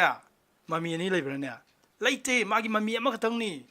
unique ꯏꯃꯦꯖꯅꯦ 2ꯒꯤ ꯃꯃꯤ B ꯍꯥꯏꯕꯁꯤꯗꯤ ꯍꯦꯟꯅ ꯂꯩꯇꯦ ꯑꯗꯨꯅ ꯐꯪꯁꯟꯂ ꯆꯦꯛ ꯇꯧꯕꯗꯗꯤ ꯅꯪ ꯀꯔꯤ ꯆꯦꯛ ꯇꯧꯒꯗꯕꯅꯦ ꯄꯣꯠ ꯑꯅꯤ ꯆꯦꯛ ꯇꯧꯒꯗꯕꯅꯤ ꯑꯍꯥꯟꯕꯗ ꯅꯪ ꯆꯦꯛ ꯇꯧꯗꯣꯏꯁꯤ ꯀꯔꯤ ꯏꯂꯤꯃꯦꯟ ꯁꯤꯒꯤ ꯑꯍꯥꯟꯕ ꯁꯦꯠꯁꯤꯗ ꯌꯥꯎꯕ ꯏꯂꯤꯃꯦꯟ ꯈꯨꯗꯤꯡꯃꯛꯇꯣ ꯁꯦꯠ Aꯁꯤꯗ ꯌꯥꯎꯗꯣꯏꯕ ꯏꯂꯤꯃꯦꯟ ꯈꯨꯗꯤꯡꯃꯛꯇꯣ ꯃꯃꯤ ꯂꯩꯕ꯭ꯔꯥꯅ ꯂꯣꯏ ꯃꯃꯤ ꯂꯩꯇꯨ 1 2 3 ꯂꯣꯏ ꯃꯃꯤ ꯂꯩ ꯑꯗꯨꯅ ꯑꯁꯦ ꯐꯪꯁꯟ ꯑꯣꯏꯔꯝꯅꯤ ꯑꯁꯦ ꯑꯍꯥꯟꯕ ꯀ꯭ꯔꯥꯏꯇꯦꯔꯤꯌꯥ ꯐꯪꯁꯟ ꯑꯣꯏꯕꯒꯤ ꯑꯍꯥꯟꯕ ꯀ꯭ꯔꯥꯏꯇꯦꯔꯤꯌꯥ ꯆꯨꯝꯃꯝꯅꯤ ꯑꯅꯤꯁꯨꯕ ꯀ꯭ꯔꯥꯏꯇꯦꯔꯤꯌꯥꯗ ꯀꯩꯗꯧꯔꯕ ꯁꯤꯒꯤ ꯏꯂꯤꯃꯦꯟ ꯈꯨꯗꯤꯡꯃꯛꯁꯦ ꯃꯃꯤ ꯂꯩꯈꯔꯦ ꯃꯃꯤꯗꯣ ꯌꯨꯅꯤꯛ ꯑꯣꯏꯕ꯭ꯔꯥ ꯌꯦꯡꯒꯗꯕ ꯃꯃꯤ ꯑꯃꯗ ꯍꯦꯟꯅ ꯂꯩꯕ꯭ꯔꯥ ꯌꯦꯡꯒꯗꯕ ꯁꯤ ꯃꯃꯤ ꯑꯃꯃꯝꯗ ꯍꯦꯟꯅ ꯂꯩꯇꯦ 1ꯒꯤ ꯃꯃꯤ ꯑꯃꯈꯛꯇꯪ ꯂꯩ ꯀꯅꯥꯅꯣ A 2ꯒꯤ ꯃꯃꯤ ꯑꯃꯈꯛꯇꯪ ꯂꯩ B 3ꯒꯤ ꯃꯃꯤ ꯑꯃꯈꯛꯇꯪ ꯂꯩ B ꯒ꯭ꯌꯥꯟ ꯇꯥꯔꯕꯣ 3ꯒꯤ ꯃꯃꯤ ꯑꯅꯤ ꯂꯩꯇꯦ 2ꯒꯤ ꯃꯃꯤ ꯑꯅꯤ ꯂꯩꯇꯦ ꯃꯕꯥꯏꯅꯤ ꯆꯞ ꯃꯥꯟꯅꯕ ꯃꯃꯤ ꯇꯥꯏ ꯍꯥꯏꯕ ꯋꯥꯅꯤ ꯃꯃꯤꯗꯤ ꯑꯃꯃꯝ ꯈꯛꯇꯪꯅꯦ ꯑꯗꯨꯅ ꯁꯤ ꯌꯦꯁ ꯗꯤꯁ ꯏꯁ ꯑ ꯐꯪꯁꯟ ꯃꯔꯝ ꯄꯤꯀꯥꯟꯗ ꯀꯩꯒꯤꯅꯣ ꯍꯥꯏꯀꯥꯟꯗ ꯏꯂꯤꯃꯦꯟ ꯈꯨꯗꯤꯡꯃꯛ ꯃꯃꯤ ꯂꯩ ꯑꯃꯁꯨꯡ ꯃꯃꯤꯁꯤꯡꯗꯣ ꯌꯨꯅꯤꯛ ꯑꯣꯏ ꯔꯤꯖꯟꯗꯣ ꯃꯔꯝꯗꯣ ꯀꯩꯗꯧꯔꯕ ꯑꯦꯕ꯭ꯔꯤ ꯏꯂꯤꯃꯦꯟ ꯍꯥꯏꯗꯤ ꯄꯣꯏꯟ ꯑꯅꯤ ꯆꯨꯝꯒꯗꯕꯅꯦꯕ ꯑꯍꯥꯟꯕ ꯄꯣꯏꯟꯗ ꯀꯩꯗꯧꯔꯕ ꯑꯦꯕ꯭ꯔꯤ ꯏꯂꯤꯃꯦꯟ ꯈꯨꯗꯤꯡꯃꯛ ꯃꯃꯤ ꯂꯩꯕ꯭ꯔꯥ ꯌꯦꯡꯒꯗꯕꯅꯦꯕ ꯑꯦꯕ꯭ꯔꯤꯒ ꯏꯂꯤꯃꯦꯟꯒ ꯂꯣꯏ ꯁꯝꯖꯟꯅꯈ꯭ꯔꯦ every element has image lay element khudimuk mami lay anisubada mamisingdo images are unique mami ngai do unique oy kyan dawro se si criteria ni je sumgodumne summe tu mami to element khudimuk every element has image lay gare ado anisubadana mami ngai do lo unique oy bra boy 2 gi mami ama khatang lay unique oy bra haitar di mami ama de hen bra ibane hende yare ko amamde laite adu tari yare sima sibu gyan tabro yare ase roma question 2 mo yengji question 2 ji function ne ya mana function na ti hai ko sijo function ne kari gino ha kan ahan ba criteria yengo ahan ba criteria ji ga dorba sel laiba element khu mang mami laibre yengo lai 1 gi 2 si mapping chingri ji loi ero ka khri ji mami loi lai rai ni 1 ji mami lai 2 ji mami lai 3 gi mami lai yare ko mami loi lai aduga anisuba criteria ahan ba criteria sumgre anisuba criteria check to duni anisuba criteria ji no kanda image to unique oy bremo 1 gi mami kya lege 1 gi mami x haiba ji khathang ni ko 1 gi mami atai leite aduna 1 gi mami am khathang lei 2 gi mami kya lege 2 gi mami x haiba ji khathang ni x na ta bam ta leite 3 gi mami jo ma khathang ni yarba aduna mami ji kya leiba ama de leite amamam de leite aduna mami ngai do lo unique oy ba element khudimak mami laira mami khudimak lo unique oire yan ta brosa aduna function oine aduna ayamna 1 ga 2 function na tiena hai ko adu la la mathang mo yengji 3 ja no si function na tiya kai gi no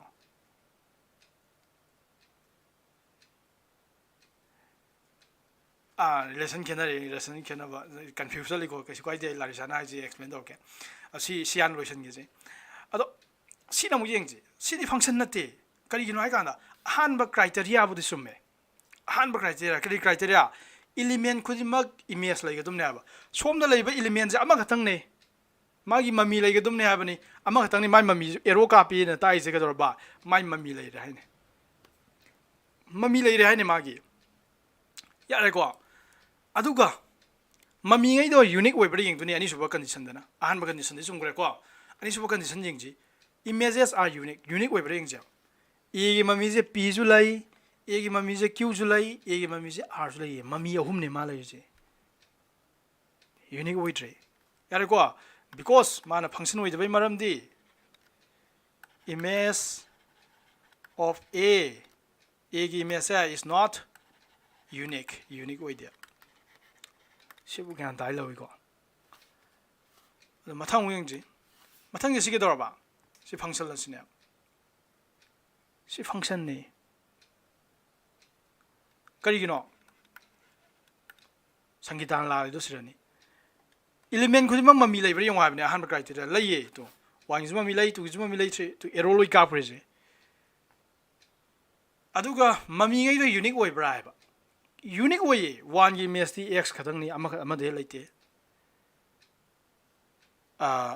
2ꯒꯤ image z ꯈꯛꯇꯪꯅꯤ ꯑꯃꯗ ꯍꯦꯛ ꯂꯩꯇꯦ 3ꯒꯤ ꯏꯃꯦꯖꯁꯨ ꯑꯃꯗ ꯍꯦꯛ ꯂꯩꯇꯦ ꯌꯥꯔꯦꯀꯣ ꯑꯗꯣ ꯁꯤ ꯂꯩꯔꯦ ꯁꯤ ꯒ꯭ꯌꯥꯟ ꯇꯥꯔꯦꯅ ꯂꯧꯔꯦ ꯑꯗꯣ ꯂꯥꯔꯤꯁꯥꯅ ꯍꯪꯉꯤ ꯀꯣꯏꯁꯟ ꯋꯥꯍꯪꯁꯦ ꯄꯥꯎꯈꯨꯝ ꯄꯤꯒꯦꯀꯣ ꯂꯥꯔꯤꯁꯥꯅ ꯍꯪꯉꯤ ꯋꯥꯍꯪꯁꯦ ꯄꯥꯎꯈꯨꯝ ꯄꯤꯒꯦꯀꯣ ꯑꯗꯨ ꯇꯥꯔꯗꯤ ꯁꯤꯒꯤ ꯗꯦꯐꯤꯅꯤꯁꯟꯁꯤꯒꯤ ꯃꯇꯨꯡ ꯏꯟꯅ ꯔꯤꯂꯦꯁꯟꯒꯤ ꯀꯔꯤ ꯈꯦꯠꯅꯩꯅꯣ ꯁꯤꯅꯦ ꯇꯨ ꯌꯦꯡꯉꯨ ꯂꯥꯔꯤꯁꯥ ꯍꯥꯏꯒꯦ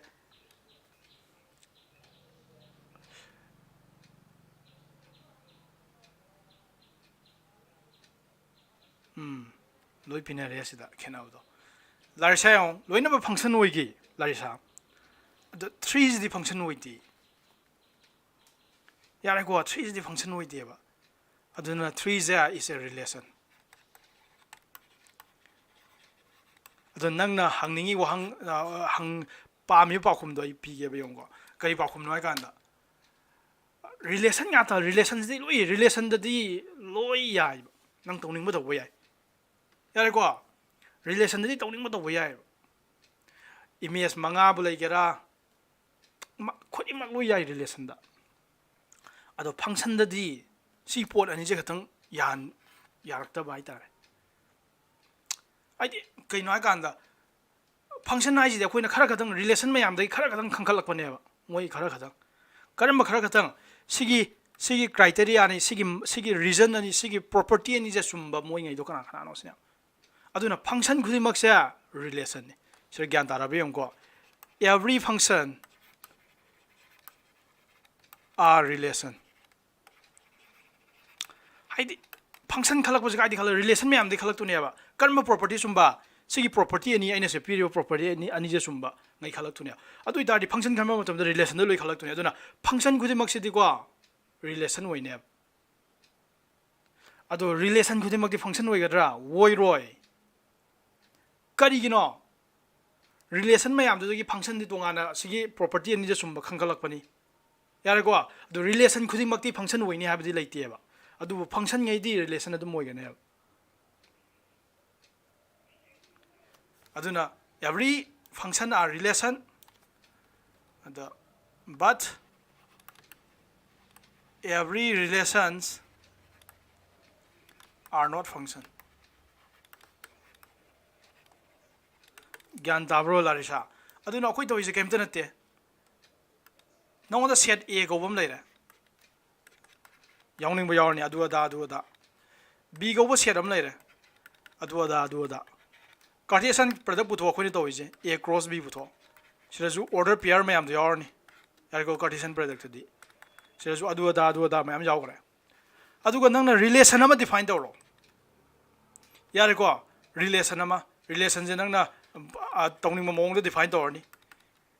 x minus yꯗꯣ odd ꯄꯨ ꯇꯥꯏ ꯍꯥꯏꯒꯦꯔꯥ x minus ꯇꯥꯏꯗꯣ ꯔꯦꯁꯅꯦꯜ ꯅꯝꯕꯔꯅꯦꯕ ꯍꯥꯏꯒꯦꯔꯥ ꯅꯪꯅ ꯑꯄꯥꯝꯕ ꯑꯃ ꯗꯤꯐꯥꯏꯟ ꯇꯧꯔꯅꯤ ꯌꯥꯔꯦꯀꯣ ꯑꯗꯣ ꯔꯤꯂꯦꯁꯟꯗꯨꯗꯗꯤ ꯃꯌꯥꯝ ꯌꯥꯎꯔꯛꯀꯅꯦꯕ ꯑꯗꯣ ꯔꯤꯂꯦꯁꯟꯗꯣ ꯁꯤꯁꯤꯅꯦꯕ ꯔꯤꯂꯦꯁꯟꯗꯣ ꯈꯜꯂꯁꯦꯕ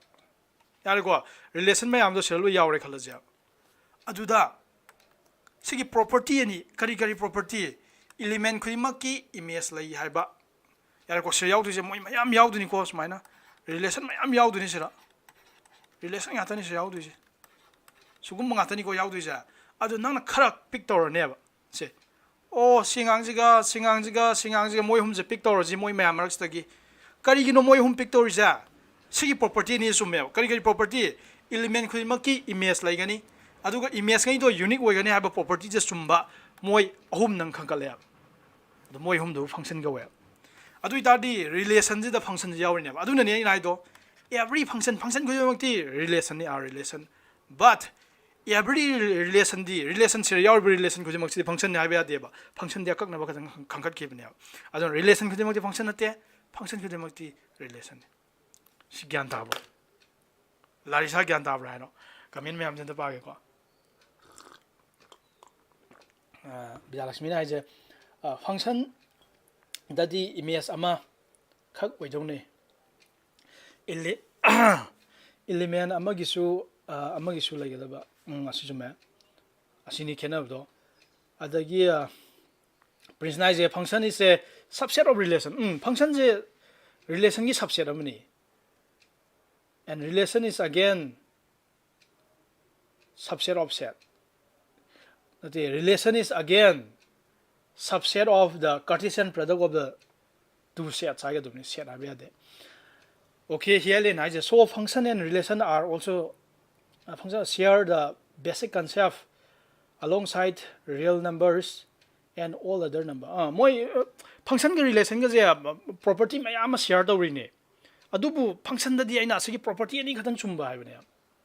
Yarego function the nangna property any sumba katan kankalak pone moi khara katan kankalak pone function jidi. Asi property ni sumba je. Yarego adon function na ti hai ngai we relation we dunia ba.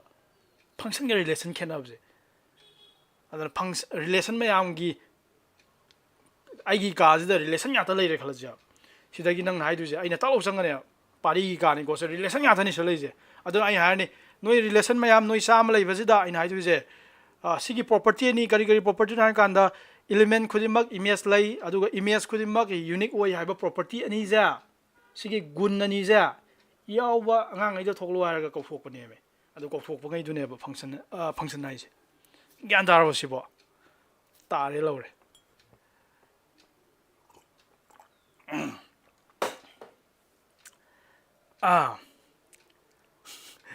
my question mata niras ngasi di thienga pung ka ter ma khayen gara ngasi gi loisal je nang gi do ai whatsapp ta group ta thagalo adu group ta khoi mayam khana ba ya breng ji aduga homework ki do homework matang do noi homework to bu ka ba de homework do thi thi ngang ka ni ko ai thi thi ngang tu jani adu homework amana magi homework to na ga dum ni ko okay see you in the next video